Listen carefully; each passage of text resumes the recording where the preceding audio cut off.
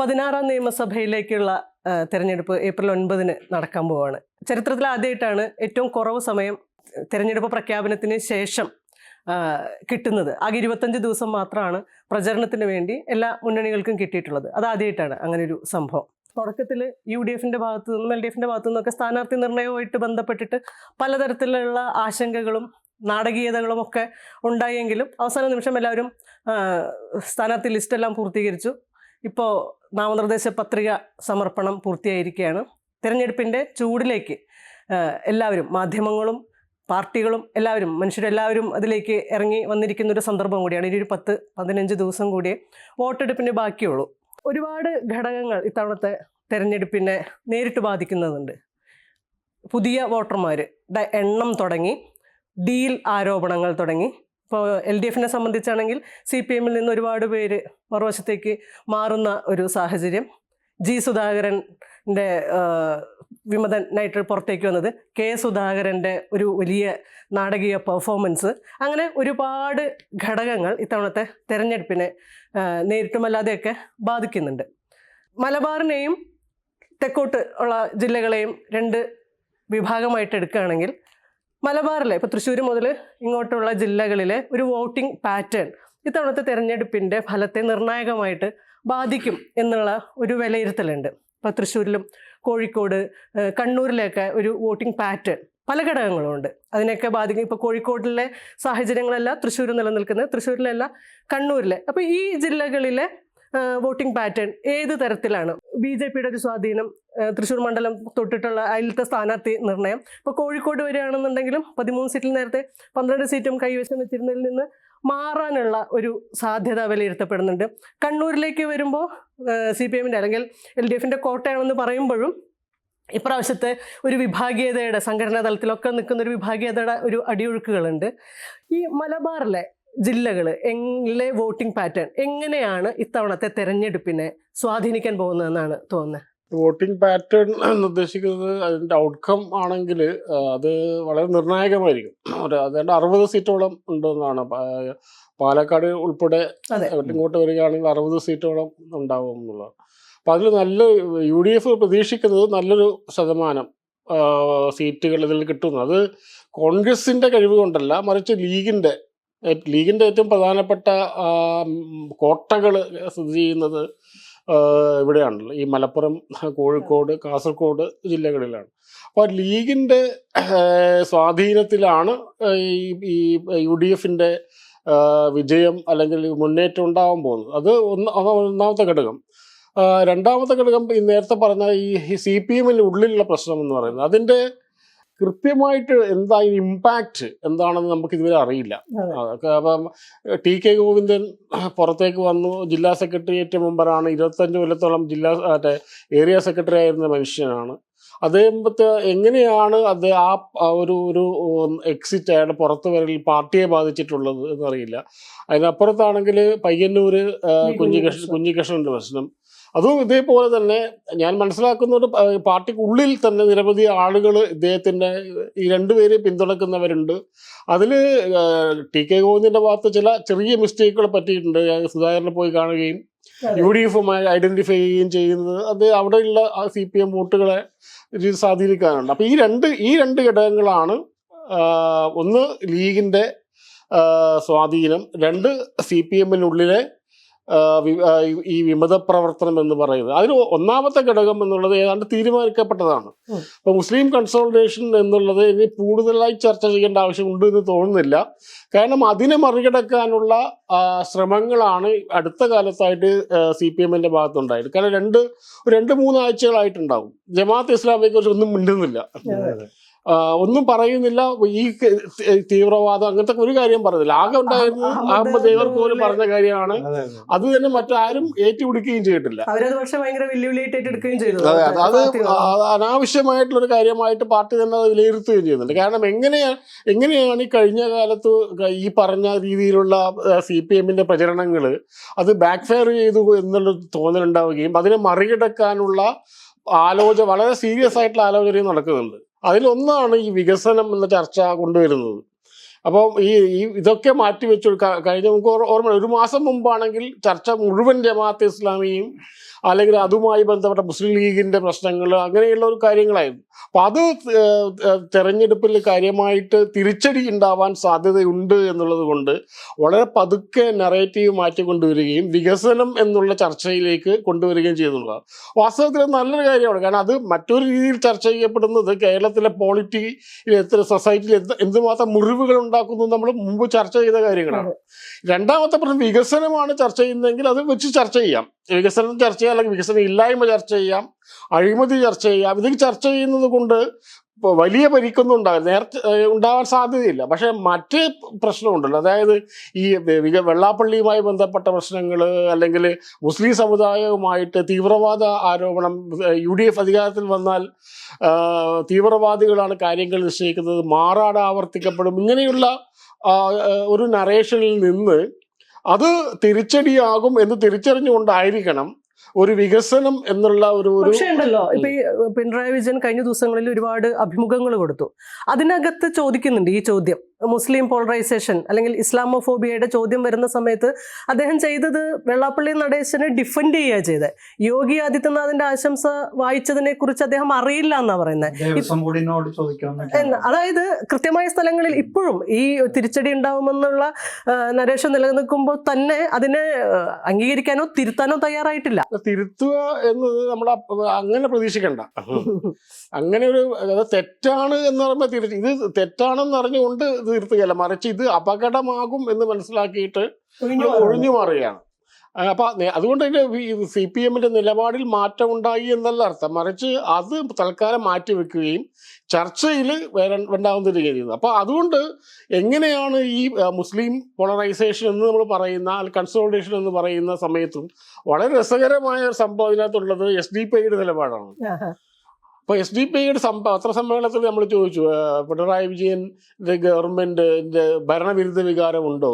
അപ്പം അങ്ങനെ പറയാൻ പറ്റില്ല എന്ന് പറയുന്ന ആദ്യത്തെ മുസ്ലിം സംഘടന എന്ന് പറയാം, മുസ്ലിം സംഘടനയല്ല, മുസ്ലിങ്ങൾക്ക് ഭൂരിപക്ഷമുള്ള സംഘടന SDPI ആണ് പറയുന്നത്.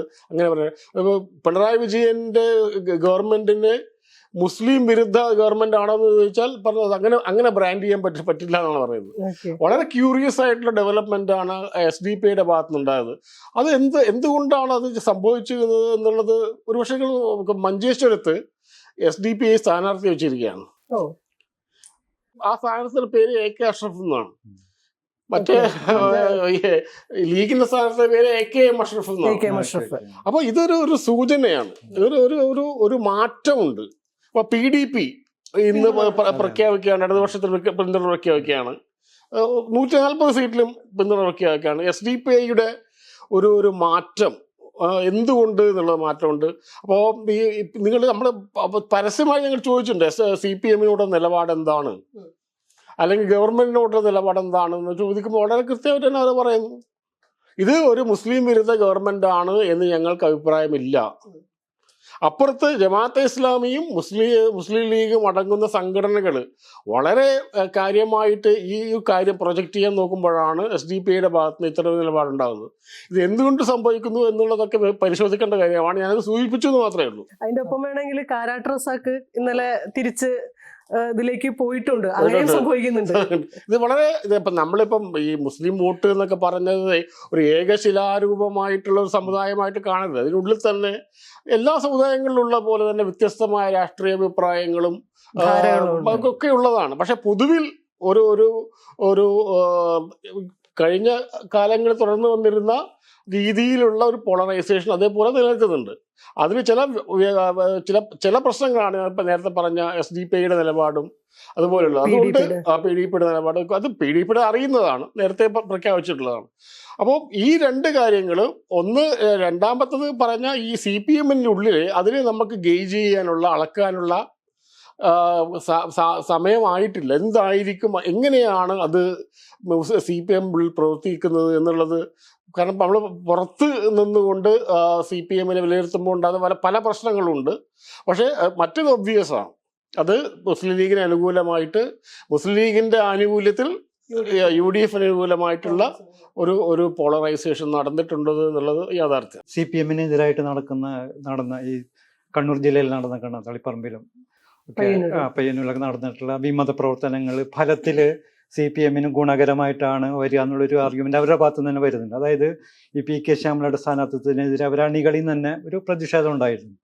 അപ്പോൾ അതുകൊണ്ട് അവരുടെ സ്ഥാനാർത്ഥിത്വത്തിനോട് അതുകൊണ്ട് തന്നെ ഒരു ഒരു ഒരു ഒരു അലസ സമീപനം അണികൾക്ക് പൊതുവെ ആ മണ്ഡലത്തിലുണ്ടായി. പക്ഷേ TK ഗോവിന്ദൻ്റെ വരവോടുകൂടി അതൊക്കെ മാറി പൊടുന്നതിന് ഒരു സടകുടഞ്ഞായിട്ടുള്ള സംഘടനാ സംവിധാനമായിട്ട് മാറുകയും ചെയ്തു എന്ന് അവർ പറയുന്നുണ്ട്. അതുപോലെ അമ്പലപ്പുഴയിൽ എന്ന് പറഞ്ഞാൽ CPM-ൻ്റെ വോട്ടുകൾ എന്ന് പറഞ്ഞാൽ കോർ വോട്ടുകളാണ്. അപ്പോൾ അത് ഈ ജി സുധാകരൻ്റെ സാന്നിധ്യം കൊണ്ട്, ജി സുധാകരൻ്റെ വിമത പ്രവർത്തനം കൊണ്ട്, ഒരു വർഗ വഞ്ചക എന്നുള്ള രീതിയിലൊക്കെയുള്ള അവരുടെ ഒരു നരേഷൻ കൊണ്ട് കൂടുതൽ ശക്തിയോട് കൂടിയിട്ട് പാർട്ടി വോട്ടുകൾ സംഘടിക്കാനുള്ള ഒരു സാധ്യതയുണ്ടെന്ന് പറയുന്നത്. അതങ്ങനെ അതിനെക്കുറിച്ചിട്ട് എന്താ പറയുന്നത്, അതിൻ്റെ ഒരു സാധ്യത? അല്ല, വാസ്തവത്തിൽ ഈ TK ഗോവിന്ദനും കുഞ്ഞികൃഷ്ണനും ഒരു തരത്തിൽ സുധാകരനെയും പോലുള്ള ആളുകൾ CPM-ൽ ഇതുവരെ ഉണ്ടായ തരത്തിലുള്ള CPM-ൻ്റെ ഉള്ളിലുണ്ടായ ആന്തരിക പ്രശ്നങ്ങളുടെ, പാർട്ടിയിലെ ഉൾപാർട്ടി സമരങ്ങളുടെയും അല്ലാത്ത രീതിയിൽ തന്നെ ഒരു വിഭാഗം ആളുകൾ പോകുന്നതുമൊക്കെ ആയിട്ടുള്ള അതിൻ്റെ ചരിത്രത്തിൽ അങ്ങനെയാണല്ലോ ഉണ്ടായിരിക്കുന്നത്. കമ്മ്യൂണിസ്റ്റ് മൂവ്മെൻറ്റിൻ്റെ ചരിത്രത്തിൽ തന്നെ ഇപ്പോൾ CPIയും CPM-ഉം ആയിട്ട് മാറുന്നു, പിന്നെ നക്സൽ മൂവ്മെൻ്റ് ഉണ്ടാകുന്നു. അതിനുശേഷം പിന്നെ എടുത്തു പറയാവുന്ന രീതിയിൽ അതിൻ്റെ സംഘടനയെ വേദനിപ്പിക്കുന്ന തരത്തിലുള്ള മാറ്റം പിന്നെ MVR പോകുമ്പോഴാണ് ഉണ്ടാകുന്നത്. പിന്നെ ഗൗരിയമ്മയുടേത് അതിലും ചെറുതായിരുന്നു. പക്ഷെ അതൊക്കെ സംഘടനയിൽ നിന്നും ഒരു വിഭാഗം ആളുകൾ പോകുക. അതിനിപ്പോൾ നേതാവ് എന്നുള്ള രീതിയിൽ MVR പോലും ഒരു പൊസിഷൻ വെച്ചിട്ടാണ് പോകുന്നത്. പിന്നെ MVR-നൊപ്പം വലിയൊരു വിഭാഗം നേതാക്കളും പോയി. പുത്തലത്തിനെ പോലെ, കുഞ്ഞിക്കണ്ണനെ പോലെയൊക്കെയുള്ള വലിയൊരു വിഭാഗം നേതാക്കൾ സംസ്ഥാനത്തിൻ്റെ പല ഭാഗങ്ങളിൽ നിന്നും പോയി. പാർട്ടി വലിയ പ്രതിസന്ധി നേരിട്ട ഒരു സന്ദർഭമായിരുന്നു അത്. ഗൗരിയമ്മയുടെ പോക്കായാലും ശരി, ഗൗരിയമ്മ ഒരു ഒറ്റയാൾ എന്നുള്ള രീതിയിലാണ് ആ ഒരു കോൺഫ്ലിക്റ്റിൽ ഉണ്ടായിരുന്നെങ്കിൽ പോലും അതിൽ നിരവധി ഘടകങ്ങൾ ഉണ്ടായിരുന്നു. ഇപ്പോൾ ജാതി ഉണ്ടായിരുന്നു, കേരളത്തിലെ സബാൾട്ടൻ പൊളിറ്റിക്സിനെ CPM കൈകാര്യം ചെയ്യുന്ന രീതി, അതൊക്കെ ഗൗരിയമ്മയുടെ പോക്കിൽ ചർച്ച ചെയ്യുകയും പിന്നീട് അങ്ങോട്ട് പലതരത്തിലും ചർച്ച ചെയ്ത ഒരു വിച്ഛേദം എന്ന് വേണമെങ്കിൽ പറയാം. ഇപ്പം നെക്സ്റ്റ് മൂവ്മെൻറ്റ് ഒബ്വിയസ്ലി നമുക്കറിയാം. പക്ഷേ ഈ കുഞ്ഞികൃഷ്ണൻ, സുധാകരൻ, ഗോവിന്ദൻ പോക്കുകൾക്കൊന്നും അത്തരം സ്വഭാവങ്ങളില്ല. അത് തീർച്ചയായിട്ടും പാർലമെന്ററി പ്രവർത്തനത്തിന്റെ ഭാഗമായിട്ട് തെരഞ്ഞെടുപ്പ് തർക്കങ്ങളിൽ പെട്ടിട്ട് കോൺഗ്രസിലോ മറ്റേത് പാർട്ടിയിലും ഉണ്ടാകുന്ന പോലുള്ള തർക്കങ്ങളുടെ ഭാഗം തന്നെയാണ്. അതിന് പിന്നെ എന്നെ പരിഗണിച്ചില്ല, എന്നെ കണ്ടപ്പോൾ ചിരിച്ചില്ല എന്നൊക്കെ പറയുന്ന മാതിരിയുള്ള കാര്യങ്ങൾ കൊടുക്കുമെങ്കിൽ പോലും ഇതൊക്കെ തന്നെയാണ്. അതിൽ ആശയപരമായിട്ടുള്ള പ്രത്യേകിച്ച് ഒന്നുമില്ല എന്ന് മാത്രമല്ല, അതൊക്കെ ഒറ്റയ്ക്കുള്ള ആളുകളായിട്ട് പോകുന്നതാണ്. ഇപ്പോൾ സുധാകരൻ പോകുന്ന ആലപ്പുഴ എന്ന് പറഞ്ഞാൽ, അമ്പലപ്പുഴയിൽ അദ്ദേഹം മത്സരിക്കുന്നു എന്നൊക്കെ പറഞ്ഞാൽ CPM-ന്റെ സംഘടനയ്ക്ക് അത് വലിയൊരു ഷോക്ക് ഉണ്ടാക്കും എന്ന് വേണമെങ്കിൽ പറയാൻ പറ്റില്ല.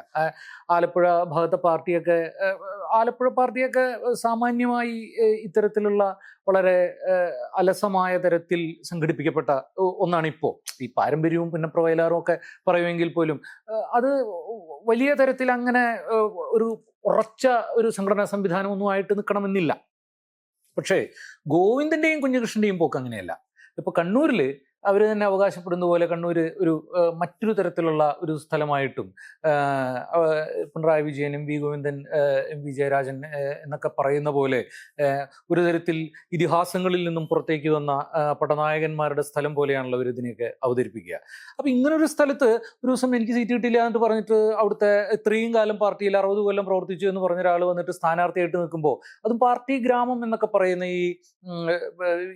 ഈ സ്ഥലത്ത്, മലപ്പട്ട എന്നൊക്കെ പറയുന്ന ഇത്തരം സ്ഥലങ്ങളിലൊക്കെ നിൽക്കുമ്പോൾ അത് വാസ്തവത്തിൽ അത് സൂചിപ്പിക്കുന്നത് ഗോവിന്ദൻ ജയിക്കുമോ കുഞ്ഞികൃഷ്ണൻ ജയിക്കുമോ എന്നുള്ളതല്ല. CPM-ന് ഒരു സംഘടനാ സംവിധാനം എന്നുള്ള നിലയ്ക്ക് അതിൻ്റെ ഉള്ളിലുള്ള ആളുകളെ വരെ പേടിപ്പിക്കാനുള്ള ശേഷി കുറഞ്ഞു എന്നുള്ളതാണ്. അതൊരു നല്ല കാര്യമായിട്ടും കൂടിയാണ് എനിക്ക് തോന്നുന്നത്.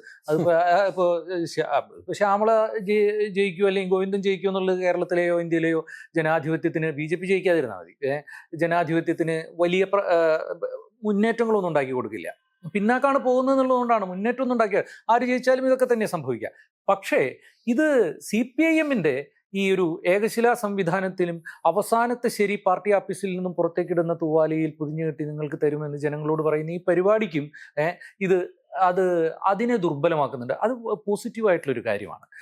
അവർ തമ്മിലുള്ള തർക്കങ്ങളിലൊക്കെ കണ്ടില്ലേ, വർഗവഞ്ചകൻ എന്നൊക്കെ വിളിച്ചിട്ടാണ് അമ്പലപ്പുഴയിലെ തർക്കം തുടങ്ങിയെങ്കിലും ഇപ്പോൾ സലാമൊക്കെ പറയുന്നത് ഇലക്ഷൻ കഴിഞ്ഞിട്ട് കുറേ കാര്യങ്ങൾ കൂടി ഇയാളെ കുറിച്ച് പറയാനുണ്ട്, സുധാകരനെ കുറിച്ച്. എന്തായിരിക്കും അത്?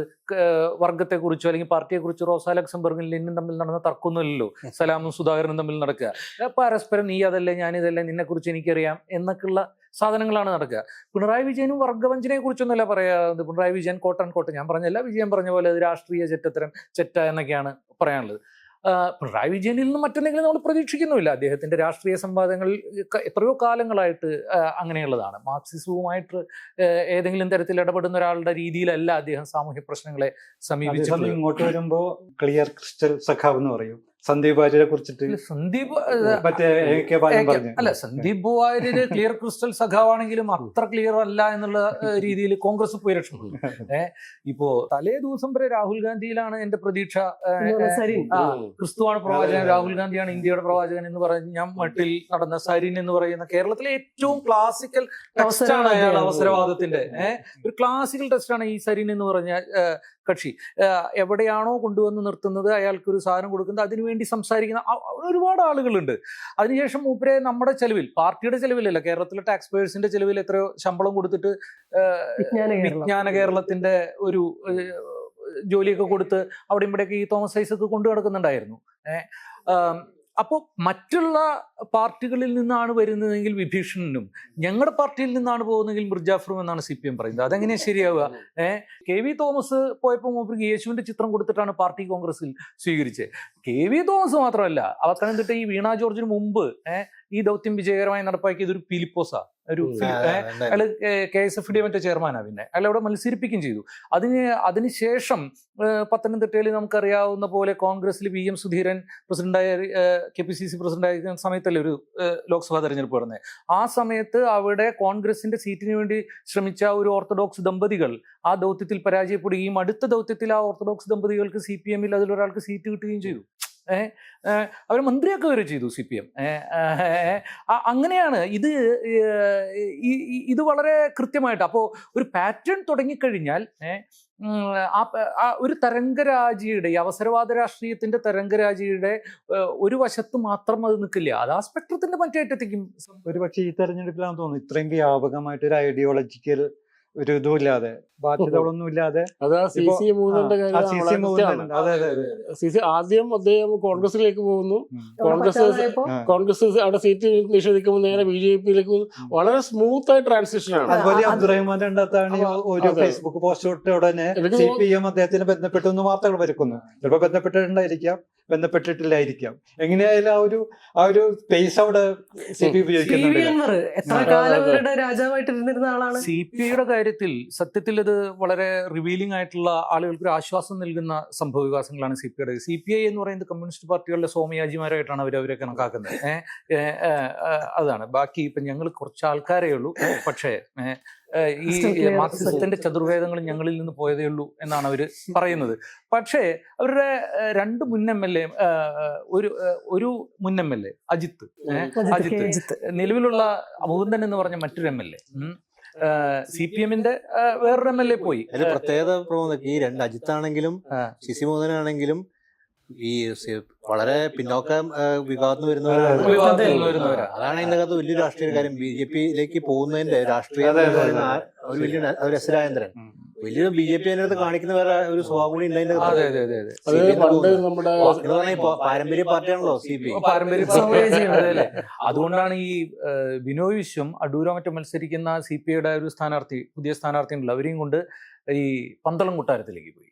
പന്തളം കൊട്ടാരത്തിലേക്ക് വൈകുന്നേരം പോയി, രാത്രിയാണ് പോയി.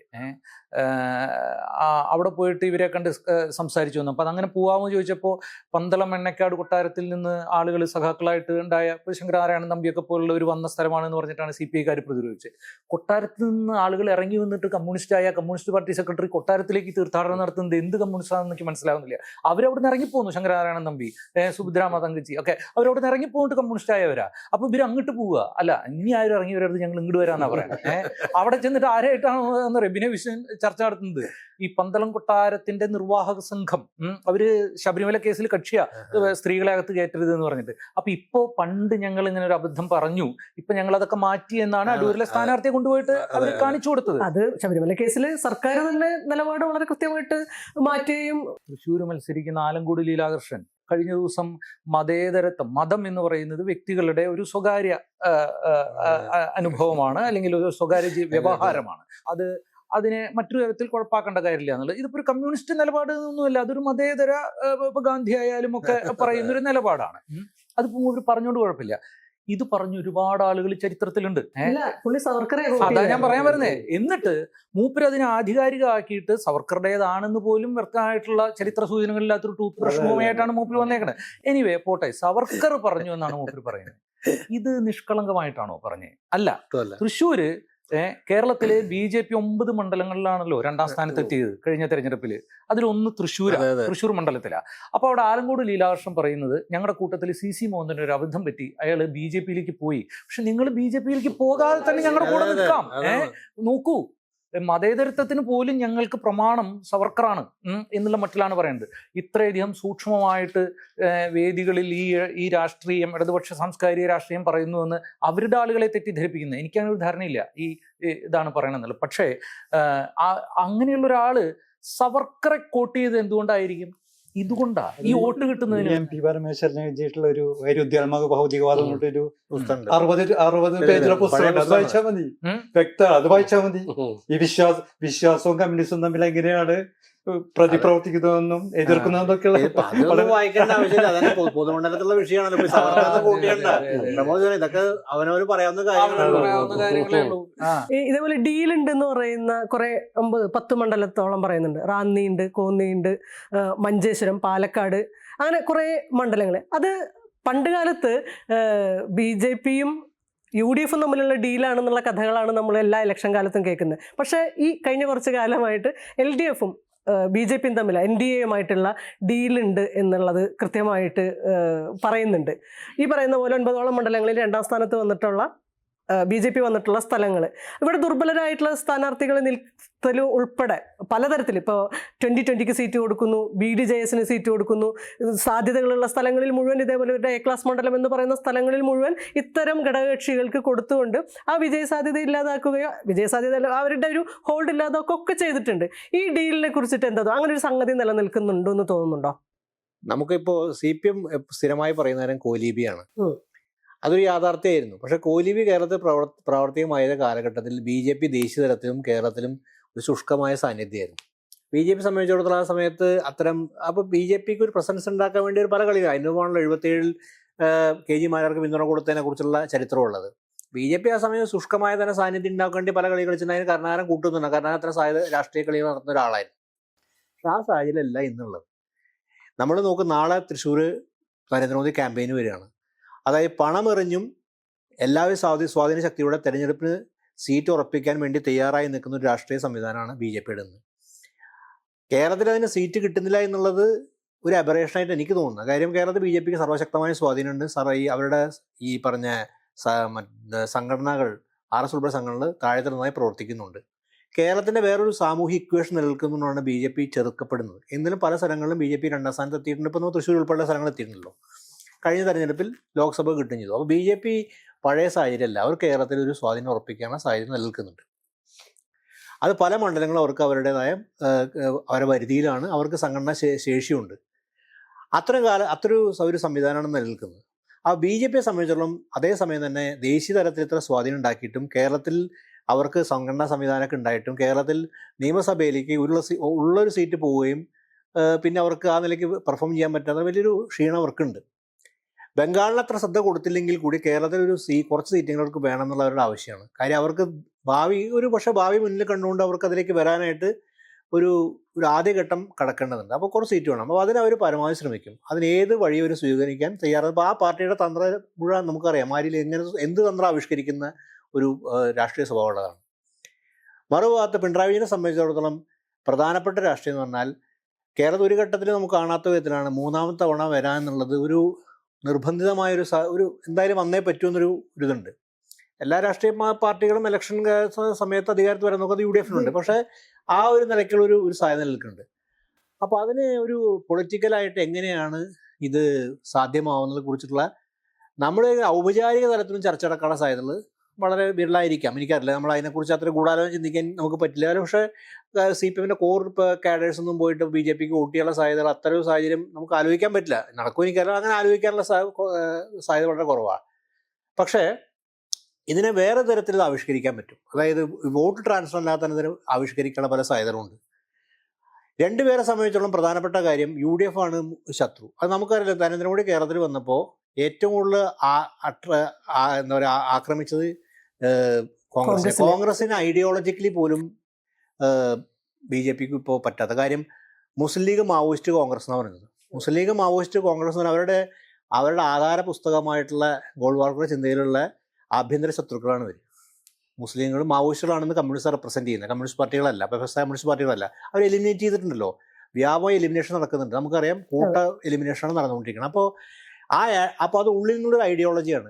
ഇത് കോൺഗ്രസ് ആണ് ഇതൊന്ന് സ്ഥാപിക്കുന്നത്. കാര്യം അവരുടെ ഏറ്റവും വലിയ ആഭ്യന്തര ശത്രുക്കൾ കോൺഗ്രസ് തന്നെയാണ് സ്ഥാപിക്കുക. അപ്പോൾ കോൺഗ്രസിനെ ഇല്ലാതാക്കുക എന്നുള്ളത് കേരളത്തിൽ കോൺഗ്രസ് സംബന്ധിച്ചിടത്തോളം പ്രധാനപ്പെട്ട കാര്യമാവുന്നത് രാഹുൽ ഗാന്ധിയും പ്രിയങ്കാന്ധിയും ജയിച്ചു വരുന്ന സ്ഥലം. അപ്പോൾ കോൺഗ്രസ് ഒരു ടാർഗറ്റ് ഏരിയയാണ്, കേരളം ഒരു ടാർഗറ്റ് ഏരിയയാണ്. അപ്പോൾ കോൺഗ്രസിനെ അവസാനിപ്പിക്കുക, കേരളത്തിൽ ദുർബലപ്പെടുത്താനുള്ള ഒരു BJPക്ക് പ്രോജക്റ്റ് ഉണ്ട്. അതേസമയം കോൺഗ്രസ് ദുർബലപ്പെടുത്തിയാൽ മാത്രമേ CPM മൂന്നാം തവണ അധികാരത്തിൽ വരേണ്ട സാധ്യതയുള്ളൂ. അപ്പോൾ ആ നിലയിൽ ഒരു പൊളിറ്റിക്കൽ ഒരു അന്തരീക്ഷം നിലനിൽക്കുന്നുണ്ട്. അപ്പോൾ ഇതിനുള്ളൊരു പ്രായോഗികമായിട്ട് മറികടക്കാനുള്ള വഴി എന്ന് പറയുന്നത് ഇവരുടെ ഇക്വേഷൻസ്. ഇപ്പോൾ BJDSനെ പോലെ ഒരു പാർട്ടിയുടെ വോട്ടുകൾ CPM കിട്ടുന്നത് എനിക്ക് തോന്നുന്നു കഴിഞ്ഞ 2020 തെരഞ്ഞെടുപ്പൊക്കെ BJDSന്റെ വോട്ട് ധാരാളമായിട്ട് CPM കിട്ടിയാണ്. പക്ഷേ അതൊരു കോവിഡ് സാഹചര്യമായിരുന്നു. അപ്പോൾ ഇതിലെങ്ങനെയാണ് ഇത്തരം പോളറൈസേഷൻ നടത്തുന്നത്? ഇത്തരം ഒരു പൊളിറ്റിക്കൽ എഞ്ചിനീയറിംഗിന് വളരെ വൈദഗ്ധ്യമുള്ള ഒരു പാർട്ടിയും കൂടിയാണ് CPM. അത്തരൊരു ഘട്ടത്തിൽ ഇവരുടെ ഇക്വേഷൻ വളരെ കൃത്യമാണ്. അതായത് T20 ഉണ്ട്, BJP ഉണ്ട്, NDAയുടെ മുന്നണിയിൽ. അപ്പോൾ T20ക്ക് കൊടുത്ത സീറ്റുകൾ നമ്മൾ നോക്കുകയാണെങ്കിൽ, ഇപ്പോൾ കോന്നി പോലെ സീറ്റ് നോക്കുകയാണെങ്കിൽ അവിടെയൊക്കെ പരമ ദുർബലരായിട്ടുള്ള കാൻഡിഡേറ്റുകളും തീരെ സ്വാധീനമില്ലാത്ത ആൾക്കാരും സീരിയൽ നടനായതുകൊണ്ടല്ല പ്രശ്നം. പക്ഷെ അവരും അത്ര തരത്തിലുള്ള ഒരു പൊളിറ്റിക്കലായിട്ട് ക്യാമ്പയിൻ ചെയ്യാൻ പറ്റിയ ആൾക്കാരില്ല. കൊടുങ്ങല്ലൂരാണ് ഒരു പ്രധാനപ്പെട്ട BJPയുടെ സ്ട്രോങ് ഹോൾഡാണ്. അതെ. അപ്പൊ അങ്ങനെ സ്ഥലങ്ങളിൽ മത്സരിച്ചുകൊണ്ട് ഈ UDFനെ ദുർബലപ്പെടുത്താനുള്ള സാധ്യത. കാര്യം ആ പോളറൈസേഷനിൽ എങ്ങനെയുണ്ടാവും? UDFന്റെ വോട്ട് BJPക്ക് ഇടപെടാൻ ആ വോട്ട് നിലയ്ക്ക് സ്പ്ലിറ്റ് ചെയ്യാൻ പറ്റും. അങ്ങനെ സ്പ്ലിറ്റ് ചെയ്തുകൊണ്ട് UDFന് CPMലേക്ക് വോട്ട് കൂടുതൽ കൈമാറാനുള്ള ഒരു സാധ്യത നിൽക്കുകയും അങ്ങനെ CPM ഇവിടെ സ്ഥലങ്ങളിൽ വരാൻ സാധ്യതയുണ്ട്. ഇതിൻ്റെ പല ഇക്വേഷൻസ് ആയിരിക്കും നടക്കുക. നമ്മൾ ഒരേപോലെ ആവണമെന്നില്ല. അപ്പോൾ പാലക്കാട് വേറെ തരത്തിലാണ് പ്രയോഗിക്കുന്നത്. ഇത് തന്നെ ആയിരിക്കില്ല ചെങ്ങന്നൂർ പ്രയോഗിക്കുന്നത്. പക്ഷേ ഈ BJPയുടെ സ്ഥാനാർത്ഥിത്വം, അതായത് ആ സ്ഥാനാർത്ഥിത്വം ഇത് രണ്ട് തരത്തിലും ഉപയോഗിക്കാൻ പറ്റും. രണ്ട് തരത്തിലും കോൺഗ്രസ് ഉൾപ്പെടുത്താനും CPM വോട്ട് ക്യാപ്ചർ ചെയ്യാനൊക്കെയുള്ള സാധ്യത പല സ്ഥലങ്ങളിലും പല ഇക്വേഷനാണ്. അപ്പോൾ ഇതൊരു പൊളിറ്റിക്കൽ സ്ട്രാറ്റജി ആലോചിച്ചിട്ടുണ്ട് എന്നുള്ള കാര്യം നമുക്ക് ഇതിൻ്റെ അകത്ത് വ്യക്തമാവും. ഇത് ഡീൽ എന്ന് പറയുമ്പോൾ അതിൻ്റെ അകത്തൊരു ആലോചന നടന്ന് പരസ്പര ധാരണയാണ്. അതിന് നമുക്ക് പറയാനായിട്ട് നമുക്ക് തെളിവില്ലാത്തോളം അങ്ങനെ പറയാൻ പറ്റും. പക്ഷേ ഇത്തരം പൊളിറ്റിക്കൽ എഞ്ചിനീയറിംഗ് നടത്തുന്ന രാഷ്ട്രീയ പാർട്ടികൾ ചെയ്യുന്ന രീതിയാണ്. ഇത് പല സ്ഥലങ്ങളും അവലംബിച്ചിട്ടുണ്ട്, ഇത് മുമ്പ് അവലംബിച്ചിട്ടുണ്ട്, ഇപ്പോഴും അവലംബിക്കാൻ സാധ്യതയുണ്ട്. അതാണ് VD സതീശൻ ഒരു തിരിച്ചറിവോടുകൂടി, കാര്യം ഇലക്ഷൻ ക്യാമ്പയിന് പോകുന്ന അയാൾക്ക് അത് പറയാതിരിക്കാൻ പറ്റുന്ന സാഹചര്യത്തിലാണ് വന്ന് പറയുന്നത്.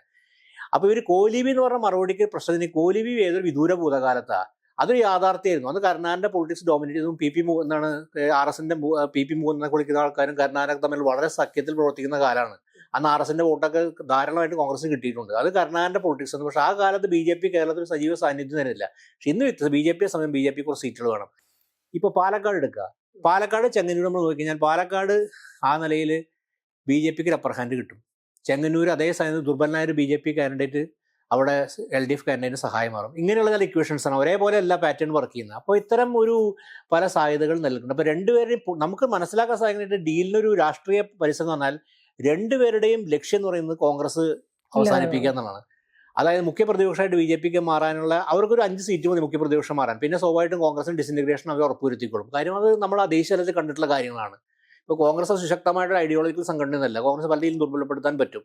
കോൺഗ്രസിനെ സംബന്ധിച്ചുള്ള മുസ്ലിം ലീഗിന്റെ പിന്തുണ, നേരത്തെ പ്രശാന്ത് മുസ്ലിം ലീഗിന്റെ പിന്തുണയിൽ UDF കേരള അധികാരത്തിൽ വന്നാൽ മാത്രമേ കോൺഗ്രസ് സുസ്ഥിരമായി നിലനിൽക്കാൻ പറ്റുള്ളൂ. കാര്യം അധികാര ബന്ധപ്പെട്ട പാർട്ടിയാണ്. ഇത് CPMനും ബാധകമാണ് കേട്ടോ. CPM 2 തവണ അധികാരത്തിൽ പോയി കഴിഞ്ഞാൽ CPM ഐഡിയോളജിക്കലി എന്നൊക്കെ പറഞ്ഞാലും നിലനിൽക്കാൻ പോകുന്നില്ല. നമുക്ക് ഈ തെരഞ്ഞെടുപ്പിന്റെ TK ഗോവിന്ദനും G സുധാകരനും അതുപോലെ പല ആൾക്കാരൊക്കെ ഇന്ന് ഐഷ പോറ്റി തുടങ്ങിയ പല ആൾക്കാരും വിട്ടുപോകുന്ന കാണിക്കുന്നത് ഇതിൻ്റെ രാഷ്ട്രീയമായിട്ട് അതിൻ്റെ ഒരു അസ്ഥിരതയാണ് കാണിക്കുന്നത്. ഇപ്പോൾ തൽക്കാലം അധികാരം മത്സരിക്കുന്നതിൽ കൂടി ഡീപ്പറായിട്ട് അത് പൊളിറ്റിക്കൽ ഓർഗനൈസേഷനൊക്കെ അത് ശിഥിലീകരിക്കപ്പെട്ടിട്ടുണ്ട്. അല്ലെങ്കിൽ ഇങ്ങനെ വരില്ല. അല്ലെങ്കിൽ ഇങ്ങനെ പൊളിറ്റിക്സ് പ്രത്യേകിച്ച് നേരത്തെ പ്രമോദ് ശരിയായി സൂചിപ്പിച്ച പോലെ പാർട്ടിയുടെ കേന്ദ്ര സ്ഥാനങ്ങളിൽ നിന്ന് ഇങ്ങനെ വിമതം ഉണ്ടാവില്ല. കാരണം അപ്പോൾ അതിനൊരു ആന്തരികമായ ശിഥിലീകരണം സംഭവിച്ചിട്ടുണ്ട്. അപ്പോൾ അത് നമ്മൾ കാണുന്നപ്പോൾ ഇത്തരം ഒരു പൊളിറ്റിക്സിൻ്റെ അടിസ്ഥാനത്തിലാണ് കേരളത്തെ സംബന്ധിച്ചിടത്തോളം ഇതൊരു അപകടകരമായ രാഷ്ട്രീയം നമുക്ക് കാണാൻ സാധിക്കുന്നത്. ഈ തൃശ്ശൂർ മണ്ഡലത്തിന്റെ ഒരു അടിയൊഴുക്ക് വളരെ കൃത്യമായിട്ട് അറിയാവുന്ന ഒരാളെന്നുള്ള രീതിയിലെ ആലങ്കോട് ലീലാകൃഷ്ണന്റെ ഒരു സ്ഥാനാർത്ഥിത്വം അവിടെ ഏത് രീതിയിലാണ് വർക്ക് ചെയ്യുന്നത് തോന്നുന്നത്? പ്രമോദ് നേരത്തെ സൂചിപ്പിച്ച കാര്യം എനിക്ക് തോന്നിയ കാര്യമാണ്. ഈ ആലങ്കോട് ലീലാകൃഷ്ണൻ സവർക്കറുടെ കാര്യം പരാമർശിക്കുന്നത് കാര്യം തൃശ്ശൂർ അങ്ങനെ പരാമർശിക്കേണ്ട കാര്യം എന്താണെന്നുള്ള കാര്യം അവിടെ സംബന്ധിച്ചോളം BJP ഒരു സ്വാധീനം ഉറപ്പിക്കുന്നു, BJP ഒരു സ്ട്രോങ് ഹോൾഡാണ്. ആ നിലയിൽ അത്തരം ഒരു ഐഡിയോളജിക്കൽ അന്തരീക്ഷം ഉണ്ടായി കൊടുക്കുന്നതിന് ഒരു സാഹചര്യമുണ്ട്. പക്ഷേ അവിടെ BJPയുടെ വോട്ട് വാങ്ങാനെന്നുള്ള കാര്യം ഉപരിയായിട്ട് BJP സ്ഥാനാർത്ഥിക്ക് ലെജിറ്റിമസി ഉണ്ടായി കൊടുക്കുകയാണ് സത്യത്തിൽ ചെയ്യുന്നത്. സവർക്കർ പൊളിറ്റിക്സ് ലെജിറ്റിമസി, കാര്യം അതിന് ആ ഒരു ഇടതുപക്ഷം തന്നെ അതിൽ ഒരു ലെജിറ്റിമസി ഉണ്ടായി കൊടുക്കുകയാണ്. ഇത് വ്യാപകമായ തൃശ്ശൂർ കോൺസ്റ്റിറ്റ്യുവൻസി മുഴുവൻ എല്ലാവരും ഇതനുസരിച്ച് പോയി വോട്ട് ചെയ്യുന്നല്ല, പക്ഷെ ഒരു ഭാഗം ആൾക്കാരുടെയെങ്കിലും അത് സ്വാധീനിക്കാൻ സാധ്യതയുണ്ട്. തൃശ്ശൂർ പോലെ മണ്ഡലമാണ് നോക്കുകയാണെങ്കിൽ അവിടെ CPIക്ക് ജയിക്കാനുള്ള സാധ്യതയുള്ള മണ്ഡലമാണ്. ഇപ്പോൾ സുനിൽകുമാറിനെ പോലെ കാൻഡിഡേറ്റ്, VS സുനിൽകുമാറിനെ പോലെ കാൻഡിഡേറ്റ് എന്നിരുന്നെങ്കിൽ ഞാൻ പറയാം, എൻ്റെ ഒരു പരിചയം, ഞാൻ അത്ര മണ്ഡലത്തെക്കുറിച്ച് വലിയ ആഴത്തിൽ പഠിച്ചു എന്ന് പറഞ്ഞത് ശരിയല്ല, കാര്യം എനിക്ക് അറിയുന്ന പ്രദേശം നിലയ്ക്കാണ് ഞാൻ പറയുന്നത്. പക്ഷേ തോന്നുന്നത് സുനിൽകുമാറിന് ഏറെക്കുറെ പാസ് ഓവറിന് സാധ്യത ഉണ്ടായിരുന്നു. ഇപ്പുറത്ത് കാൻഡിഡേറ്റ് കോൺഗ്രസ് കാൻഡിഡേറ്റ് ഒരു ക്രിസ്ത്യൻ കാൻഡിഡേറ്റ് ആണ്, അയാൾ അവിടെ അറിയുന്ന ആളാണ് കൗൺസിലർ. പക്ഷെ എങ്കിലും സുനിൽകുമാറിന് സ്വാധീനമുണ്ട് അവിടെ. പക്ഷെ എന്തുകൊണ്ട് അപ്പോൾ ഇലക്ഷനെ സംബന്ധിച്ചിടത്തോളം സുനിൽകുമാറിനെ പോലെ കാൻഡിഡേറ്റിനെ നിർത്തി ജയിക്കുക എന്നുള്ളത് ഒരു വിന്നബിലിറ്റിയാണ് ഇലക്ഷൻ ഫാക്ടറെങ്കിൽ അതൊരു നല്ല കോർ കാൻഡിഡേറ്റ് നിർത്താൻ സാധ്യത. മാത്രമല്ല അയാൾക്ക് സിമ്പതി ഫാക്ടർ ഉണ്ട്. കാര്യം കഴിഞ്ഞ ലോക്സഭയെ ബന്ധപ്പെട്ട് അങ്ങനെ ഫാക്ടർ നിലനിൽക്കുന്നുണ്ട്. അത് എന്തുകൊണ്ട് ആലോചിക്കാതെ അവർ ജയിക്കുന്ന കാൻഡിഡേറ്റ് മത്സരിച്ച് നമ്പർ കൂട്ടാൻ നോക്കുകയാണ്. പ്രത്യേകിച്ച് CPI പോലെ സംഘടന അപ്പോൾ അത്ര വലിയ ശക്തിയുള്ള സംഘടന എന്നല്ല, അവർക്ക് എണ്ണം കൂട്ടാൻ CPM-നോട് മത്സരിക്കാനും അവർക്ക് ആവശ്യമുണ്ട്. മാത്രമല്ല എൻ്റെ തോന്നുന്നു CPM തന്നെ തൃശ്ശൂർ കാര്യമായിട്ട് പ്രവർത്തിക്കണമെന്ന് സംശയമുണ്ട്. CPI കാൻഡിഡേറ്റ് കാര്യം CPI ചേലക്കര തൊട്ടപ്പെടുന്ന മണ്ഡലമാണ്, അവർക്ക് സ്വാധീനം ജയിക്കാൻ സാധിക്കില്ല. അപ്പോൾ ഒരുപക്ഷെ അവരുടെ ഈ പ്രവർത്തനം മുഴുവൻ ചേലക്കരയിലേക്ക് എത്തിയിരിക്കുക, അല്ലെങ്കിൽ തൊട്ടപ്പുറത്ത് കുന്നോളത്തെ AC മൊയ്തീൻ മത്സരിക്കുന്നുണ്ട്, അപ്പോൾ അവിടെ എനിക്ക് എന്ത് ഇരിക്കുന്നുണ്ടാവും. അപ്പോൾ അത്തരം കാൻഡിഡേറ്റ്സൊക്കെ CPI തന്നെ എന്തിനാണ്, ഞാനിവിടെ ദുരൂഹം ആരോപിക്കുന്നത്, പക്ഷേ ആത്യന്തികമായിട്ട് പക്ഷെ നമ്മൾ ഇത് മനസ്സിലാക്കേണ്ടതുണ്ട്. കാര്യം നമ്മൾ പിടിക്കുന്ന പൊസിഷനെ കേരളത്തെ സംബന്ധിച്ചിടത്തോളം ഒരു രാഷ്ട്രീയ സ്വഭാവത്തിൽ ഒരു അങ്ങനെ മത്സരത്തിൽ BJPയെ മാറ്റി നിർത്തും. എന്തുകൊണ്ട് BJP മാറ്റി ഞാൻ പറഞ്ഞത് എന്താ പറയുക, നമ്മൾ പരിശുദ്ധമായ മതേതരത്തിന് വേണ്ടി പറഞ്ഞ കുറിച്ചല്ല പറഞ്ഞത്. കാര്യം കേരളവുമായി ബന്ധപ്പെട്ട് ഒരു രാഷ്ട്രീയ സ്വഭാവം നിലനിൽക്കുന്നുണ്ട്. ആ രാഷ്ട്രീയ സ്വഭാവത്തിൽ മാറ്റം വരുത്തുന്നത് ഗുണകരമായ മാറ്റം വരുത്തുന്നത് നന്നായിരിക്കും. പക്ഷെ ഇത്തരം പ്രതിലോമമായ മാറ്റത്തിന് ദീർഘകാല പ്രത്യാഘാതങ്ങൾ ഉണ്ടാവും. അതിനനുകൂലമായിട്ടൊരു ട്രെൻഡല്ല. മാത്രമല്ല നേരത്തെ സൂചിപ്പിച്ച കാര്യം പറയുകയില്ല, കാര്യം ഈ മുസ്ലിം പ്രശ്നവുമായി ബന്ധപ്പെട്ട് മുസ്ലിം വോട്ടുമായി ബന്ധപ്പെട്ട് ഒരു ഡീപ്പ് ഹർട്ടിന് കാരണം വെള്ളാപ്പള്ളി നടേശന്റെ പ്രസ്താവന നിരാകരിച്ചു എന്ന് മാത്രമല്ല, സജി ചെറിയനെ പോലൊരു മന്ത്രി, സാംസ്കാരിക മന്ത്രി പല തവണയുമായിട്ടും അവസാനം പറഞ്ഞ പേര് നോക്കി വോട്ട് ചെയ്യുന്ന പറഞ്ഞത്. പേര് ഇത് ഖേദം പറഞ്ഞതിന് ഇമ്പാക്ട് ഉണ്ടാക്കി അദ്ദേഹത്തിന്റെ മണ്ഡലത്തിലോ ചിലപ്പോൾ അദ്ദേഹത്തിന് വിജയത്തിന്. പക്ഷേ ഒരു CPM-ന്റെ നേതാവിനെ സംബന്ധിച്ചിടത്തോളം കേരളത്തിന്റെ ബിഗ് പിക്ചറല്ലേ കാണുന്നില്ല, കേരളത്തിന്റെ രാഷ്ട്രീയം മുഴുവൻ കാണില്ല, അദ്ദേഹത്തിന്റെ മണ്ഡലത്തിന്റെ. അപ്പോൾ അതെന്തിനായിരുന്നു ആ പ്രസ്താവന നടത്തിയത്, ആർക്ക് വേണ്ടിയായിരുന്നു, എന്തുറപ്പിക്കാനായിരുന്നു? ഇത്തരം സംശയങ്ങൾ നമ്മുടെ മനസ്സിൽ തോന്നുന്നത് തെറ്റായിരിക്കും എനിക്ക് തോന്നുന്നില്ല. ജാതിമത സമുദായ സമവാക്യങ്ങളൊക്കെ എപ്പോഴും ചർച്ച ചെയ്യാറുള്ളതാണ്. ഇപ്പൊ ക്രിസ്ത്യൻ വോട്ട് അത് ഉള്ളതാണോ ഇല്ലാത്തതാണോ എന്നുള്ള ഒരു ഇതാണ്, ഒരു പ്രശ്നമാണ്. അതുപോലെ മുസ്ലിം എങ്ങനെയാണ് പോളറൈസേഷൻ സംഭവിക്കുന്നത്. അതുപോലെ NSS-ൻ്റെ SNDP-യുടെ ഒക്കെ ഇപ്പോൾ അയ്യപ്പ സംഘമൊക്കെ നടത്തി ശബരിമലയിലെ നിലപാട് മാറ്റി. അപ്പോൾ NSS-നെ പോലുള്ള സംഘടനകളൊക്കെ സമദൂരം വിട്ടിട്ട് കുറച്ചും കൂടി അടുത്ത് വന്നിട്ടുണ്ട്, ദൂരം കുറഞ്ഞിട്ടുണ്ട്. അപ്പം അങ്ങനെയുള്ള ഈ ഫാക്ടേഴ്സ് എങ്ങനെയാണ്, ആർക്കാണ് ഗുണപ്രദമാകാൻ പോകുന്നത്? അതിന്റെ കൂടെ ഒരു കാര്യം കൊടുത്തിട്ട് ഇപ്പൊ ഗുരുവായൂർ മണ്ഡലത്തിലെ ഇന്നലെ കഴിഞ്ഞ ദിവസം B ഗോപാലകൃഷ്ണൻ നടത്തിയ കേരളത്തിൽ ഇന്നുവരെ കേട്ടിട്ടില്ലാത്ത തരത്തിലുള്ള ഒരു പ്രസ്താവന, അവിടെ എന്തുകൊണ്ടൊരു ഹിന്ദു പ്രതിനിധി ഉണ്ടാവുന്നില്ല എന്നുള്ളൊരു ഭയപ്പെടുത്തുന്നൊരു ചോദ്യം കൂടെ ചോദിച്ചിട്ട് അതും ഇതിന്റെ കൂടെ ചേർത്ത് വെച്ച് നമുക്ക് കാണേണ്ടതുണ്ടെന്ന് തോന്നുന്നു. ഈ പ്രാവശ്യം ഈ ക്യാമ്പയിനിങ്ങിൽ നമ്മളെ റോഡിലിറങ്ങിയിട്ട് അല്ലെങ്കിൽ ഈ നാട്ടിലിറങ്ങി നമ്മൾ നോക്കുമ്പോൾ മനസ്സിലാവുന്ന ഒന്ന് രണ്ട് കാര്യങ്ങൾ വളരെ. ഒന്ന്, നേരത്തെ ദാമോദർ പ്രസാദ് പറഞ്ഞ പോലെ BJP-യോടുള്ള എതിർപ്പ് വളരെ ഭീതിതമായ രീതിയിൽ കുറഞ്ഞു വരുന്നുണ്ട്. അതിപ്പോൾ SDP-യുടെ പത്രസമ്മേളനത്തിൽ നമ്മൾ ചോദിച്ചവരോട്, നിങ്ങൾ കാലാകാലമായി എടുക്കുന്ന തരത്തിലാണ് BJP ജയിക്കാൻ സാധ്യതയുള്ള മണ്ഡലങ്ങളിൽ സ്ഥാനാർത്ഥി നിർത്താതിരിക്കുകയും ആ വോട്ട് ആർക്കാണോ വരാൻ സാധ്യതയുള്ള അവർക്ക് വോട്ട് ചെയ്യുകയും ചെയ്യുക എന്നുള്ളതാണ്. അപ്പോൾ മഞ്ചേശ്വരം നിങ്ങൾ നോക്കുക, മഞ്ചേശ്വരത്ത് കാലാകാലമായി ഇപ്പോൾ CPM-ൻ്റെ വോട്ട് കിട്ടിക്കൊണ്ടാണ് ലീഗ് ജയിക്കുന്നത്. അവിടെ ഒരു വരാൻ സാധ്യതയുണ്ട് എന്നുള്ളത്. ഇപ്രാവശ്യം എന്തായിരിക്കും? ഇപ്രാവശ്യം CPM-ൻ്റെ നിലപാട് എന്തായിരിക്കും? ആരാണ് പ്രധാനപ്പെട്ട ശത്രു, ലീഗാണോ BJP ആണോ? അപ്പം ലീഗ് എന്നത് UDF-ൻ്റെ ഒരു ഘടകമാണ്. അപ്പം അവരെ നമ്പർ കുറയ്ക്കുക, UDF-ൻ്റെ നമ്പർ കുറയ്ക്കുക എന്നുള്ളതാണ് ഒരു എലക്ഷൻ സ്ട്രാറ്റജി എന്ന നിലയിൽ അവർ ചെയ്യുക.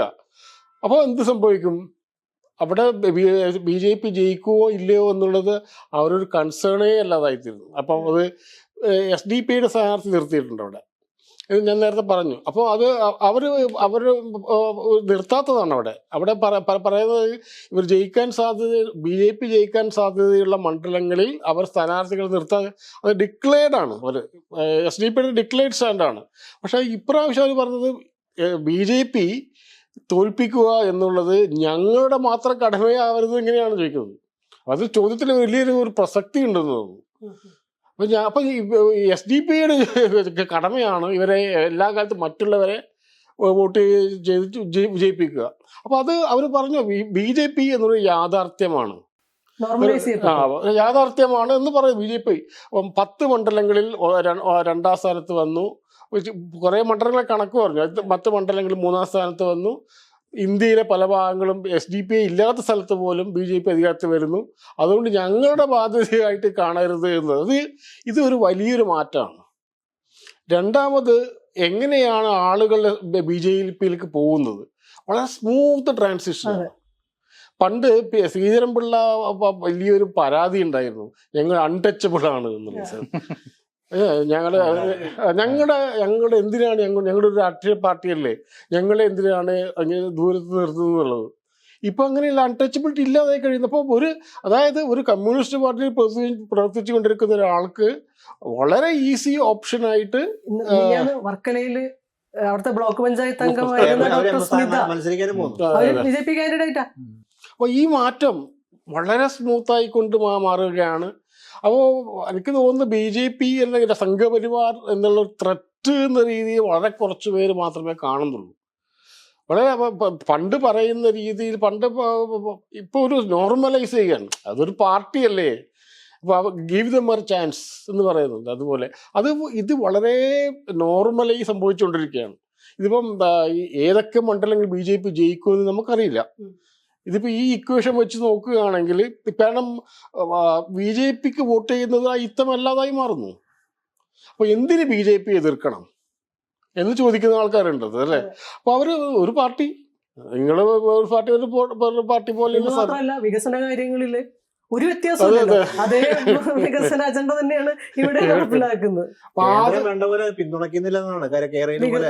അതാണ് വികസനത്തിൽ ഈ ഒരു സംഭവം ഉണ്ടല്ലോ. അത് ഇത് CPM നേരത്തെ പറഞ്ഞ പോലെ ഒരു ഗ്രാൻഡ് അലയൻസ് ഒന്നും വേണ്ട, നാച്ചുറലി വോട്ട് പോകും. അപ്പം നമ്മുടെ മഞ്ചേശ്വരം മണ്ഡലത്തില് ഒരു CPM-കാരന് സുരേന്ദ്രന് വോട്ട് ചെയ്യാൻ ഒരു മടിയുണ്ടാവില്ല. കാരണം അയാളെ സംബന്ധിച്ചോളം അയാളെ സംബന്ധിച്ചോളം പറഞ്ഞാൽ UDF-ന്റെ വോട്ട് കുറക്കുക എന്നുള്ളതാണ്. ഒന്നാണെങ്കിൽ ഒരു സീറ്റ് കുറക്കുക എന്നുള്ളതാണ്. ഇതൊരു യഥാർത്ഥ പ്രശ്നമാണ്. ഈ നാച്ചുറലി BJPയിലേക്ക് പോകുന്നതും ഒരു തെറ്റല്ലതായി തീരുകയും കമ്മ്യൂണിസ്റ്റ് പാർട്ടിയുടെ കാഡേഴ്സിന് തന്നെ അതൊരു ഓൾട്ടർനേറ്റീവായി കാണുകയും ചെയ്യുന്നുണ്ട്.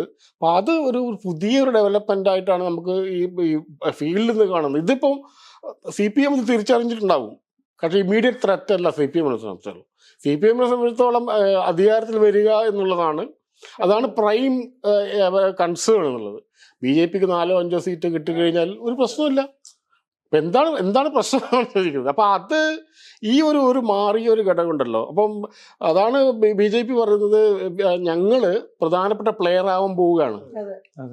ഒരു അംഗ അസംബ്ലി വരികയും ഒരു 5-6 സീറ്റ് ഉണ്ടാവുകയും ചെയ്തു കഴിഞ്ഞാൽ ഞങ്ങൾ തീരുമാനിക്കുന്നത്. അപ്പൊ പിന്നെ കേരളത്തിന്റെ പൊളിറ്റിക്സ് മൊത്തം മാറും. ലീഗ് അങ്ങോട്ട് പോകും എന്നുള്ള പ്രശ്നങ്ങളൊക്കെ വരും. അപ്പോൾ ഇത് ഒരു പ്രത്യയശാസ്ത്രമായ ഒരു പ്രശ്നമായിട്ട് മാത്രം നിലനിൽക്കുകയും ഗ്രൗണ്ടിൽ ഇത് അങ്ങോട്ടും ഇങ്ങോട്ടും ഷിഫ്റ്റ് ചെയ്യാവുന്ന വളരെ ഈസിലി മൂവ് ചെയ്യാവുന്ന കേഡേഴ്സായി മാറുകയും ചെയ്തിട്ടുണ്ട്. ഇതൊരു മാറ്റം, ഇത് വളരെ വളരെ അപകടമെന്നോ എന്താ പറയാം. ഈ കോണ്ടെക്സ്റ്റിൽ എങ്ങനെയാണ് ഈ പറഞ്ഞ ജാതി മത സമുദായ ശക്തികൾ വർക്ക് ചെയ്യാൻ പോകുന്നത്? അല്ല, ഇവര് ഇപ്പം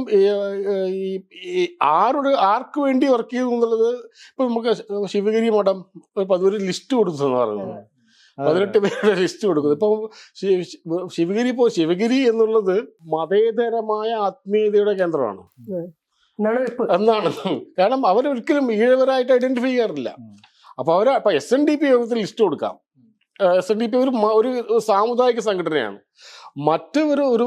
ഒരു സന്യാസി അതായത് ഒരു ആത്മീയ തലത്തിൽ മാത്രം കേന്ദ്രീകരിക്കേണ്ട ഒരു കേന്ദ്രം ഒരു രാഷ്ട്രീയ പാർട്ടിക്ക് ലിസ്റ്റ് കൊടുക്കുകയാണ് ചെയ്യുന്നത്, ഇന്ന ആളുകളെ തിരഞ്ഞെടുക്കണം എന്നുള്ളത്. ഇതാണ് ഒരു വലിയ വേറൊരു രീതിയിൽ വന്നത്. ഇപ്പം ക്രിസ്ത്യൻ ചർച്ചകൾ ഇന്നയാൾ വേണം, പെരുമ്പാവൂരിൽ ആര് സ്ഥാനാർത്ഥിയാവണം, ഇടുക്കിയിൽ ആര് സ്ഥാനാർത്ഥിയാവണം, ഇങ്ങനെ ഇത് പറയുന്നത് ഇപ്പൊ BJP ആണോ കോൺഗ്രസ് ആണോ CPM ആണോ എന്നുള്ളതല്ല കൺസേൺ. ആറന്മുളയിൽ സത്യത്തിൽ ഇപ്രാവശ്യം സഭയ്ക്ക് വലിയ കൺഫ്യൂഷൻ ഉണ്ടാവാൻ സാധ്യതയുണ്ട്. രണ്ടും ഓർത്തഡോക്സ് സഭക്കാര് UDF എന്നും LDF എന്നും ആയതുകൊണ്ട് തെരഞ്ഞെടുക്കപ്പെടുന്നത് ശരിക്കും പറഞ്ഞ അയാളുടെ സംഘടനാ പ്രവർത്തനം കൊണ്ടല്ല, സഭയാണ് അയാളുടെ റെപ്രസെന്റേഷൻ. അത് ഇപ്പൊ എല്ലായിടത്തും ഈ സഭ അതുപോലെ തന്നെ SND മറ്റേ ശിവഗിരി മഠം പോലുള്ള ഒരു ലിസ്റ്റ് കൊടുക്കുക എന്ന് പറയുന്നത് ഇതിൽ വേറെ ഇപ്പൊ ഈ സന്യാസി ഇടപെടുന്ന സാധനത്തില് അതിൽ വേറൊരു ഛായ കൂടി അതിലുണ്ട്. ഈ കുംഭമേള നടത്തിയ സന്യാസി ഉണ്ടല്ലോ സലില്, മറ്റേ എന്താ ആനന്ദഗിരി, ആനന്ദവനം. അപ്പോ മൂപ്പര് അതിന് വേണ്ടി പറയുന്നത് സന്യാസിമാർ എല്ലാ കാലത്തും ഇങ്ങനെ വെറുതെ ഇരിക്കുന്ന ആളുകളല്ല. സന്യാസിമാര് ആയുധമെടുത്ത് പോരാടിയവരും, അതായത് ഈ പറഞ്ഞ പോലെ മറ്റേ സനാതനധർമ്മത്തെ സംരക്ഷിക്കുന്നതിന് വേണ്ടിയിട്ട് ഹിംസാത്മകമായി തന്നെ ഇറങ്ങാനുള്ള ആളുകളാണ് ഞങ്ങൾ എന്നാണ് പറഞ്ഞിരിക്കുന്നത്. ഈ RSS ഉണ്ടാവുന്ന കാലത്ത് തന്നെ ഈ അവരുടെ ഒരു പ്രശ്നം അതായിരുന്നു. ഇപ്പൊ സവർക്കർക്ക് അവരോടുള്ള ചെറിയൊരു പ്രശ്നം എന്തായിരുന്നു എന്ന് വെച്ച് കഴിഞ്ഞാൽ, ഇവർ ഈ പൊളിറ്റിക്കൽ പവർ ഇപ്പം ഞങ്ങൾക്ക് വേണ്ട, ഞങ്ങളൊരു പരമാവധി ഒരു രാജഗുരു ആ തരത്തിലാണ് എന്നുള്ള മട്ടിലാണ് ആദ്യം ഇവർ ഇതിനെ രൂപപ്പെടുത്തി കൊണ്ടുവന്നത്. വാസ്തവത്തിൽ അതായിരുന്നില്ല ഉദ്ദേശം, അത് രൂപപ്പെടുന്ന മറ്റൊരു കാലമായിരുന്നു. പക്ഷെ സവർക്കർ പറയുന്നത് ഈ രാഷ്ട്രീയ അധികാരമില്ലാതെ വേറെന്ത് ചെയ്യാന്ന്. സവർക്കർക്ക് നമ്മുടെ ആലങ്കോട് ലീലാകൃഷ്ണൻ പറഞ്ഞ മാതിരി ഇത് ടൂത്ത് ബ്രഷ് ഉപമയായിട്ട് പറയാവുന്ന ഒരു മനുഷ്യനായിരുന്നു. മൂപ്പരെ സംബന്ധിച്ച് പൊളിറ്റിക്കൽ പവറാണ് അതിന്റെ പ്രധാനപ്പെട്ട സാധനം.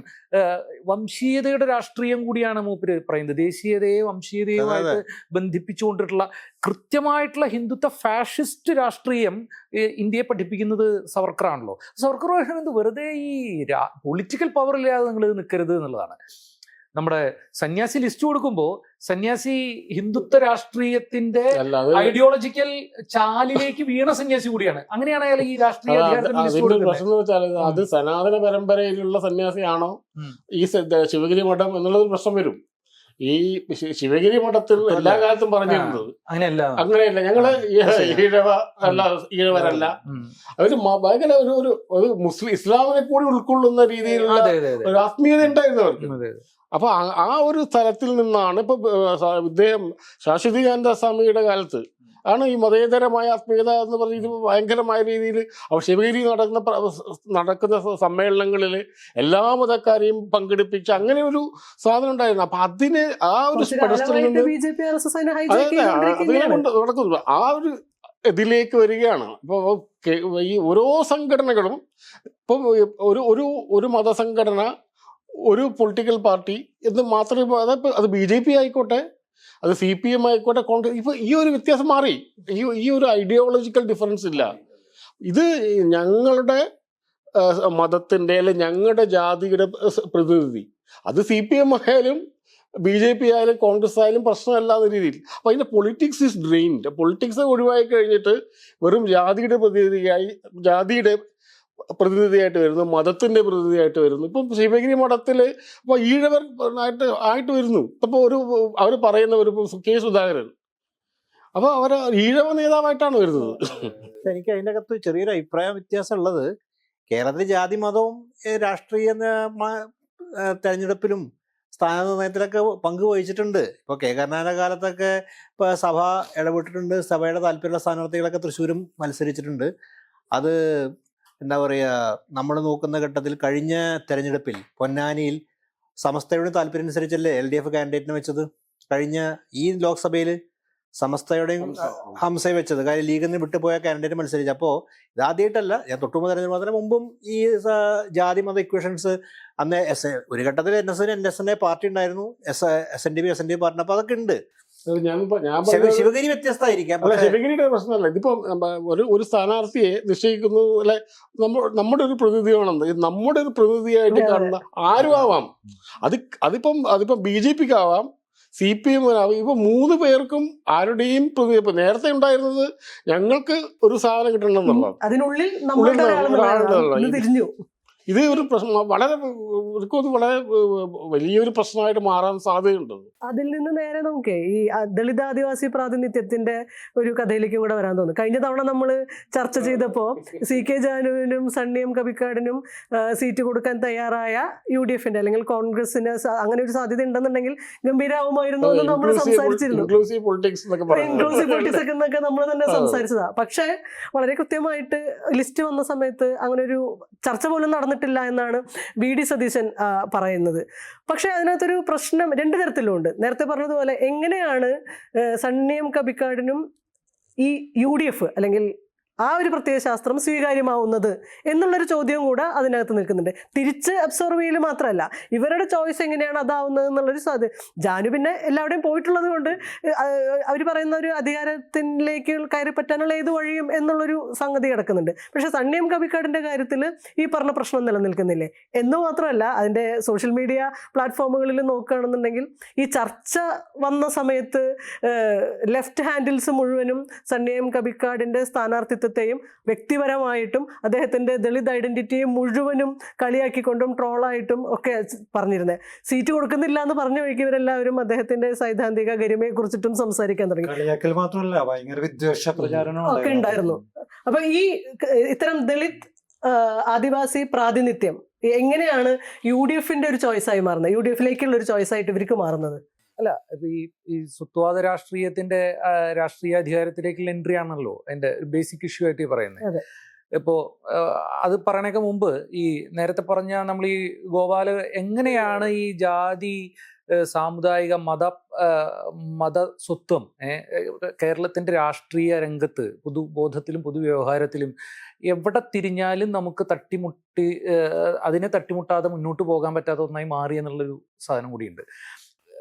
ഈ ഗോപാലകൃഷ്ണൻ കഴിഞ്ഞ ദിവസം ഗുരുവായൂരിലെ BJP സ്ഥാനാർത്ഥി ഗോപാലകൃഷ്ണൻ ഗുരുവായൂരിൽ 48% ഹിന്ദുക്കൾ ഉള്ള ഗുരുവായൂരിൽ പറഞ്ഞ അത്ര ഹിന്ദുക്കളുള്ള ഗുരുവായൂരിൽ എന്തുകൊണ്ട് ഇത്രയും കാലമായിട്ട് ഒരു ഹിന്ദു MLA ഇല്ല? അതായത് ഗുരുവായൂർ ഒരു തീർത്ഥാടന കേന്ദ്രമാണ്, ഹിന്ദു തീർത്ഥാടന കേന്ദ്രമാണ് എന്നാണ് മൂപ്പര് പറയുന്നത്. ഹിന്ദുക്കൾക്ക് പ്രാതിനിധ്യം വേണ്ടേ? അതായത് രണ്ട് തരത്തിലും ഇത് വലിയ തെറ്റാണത്.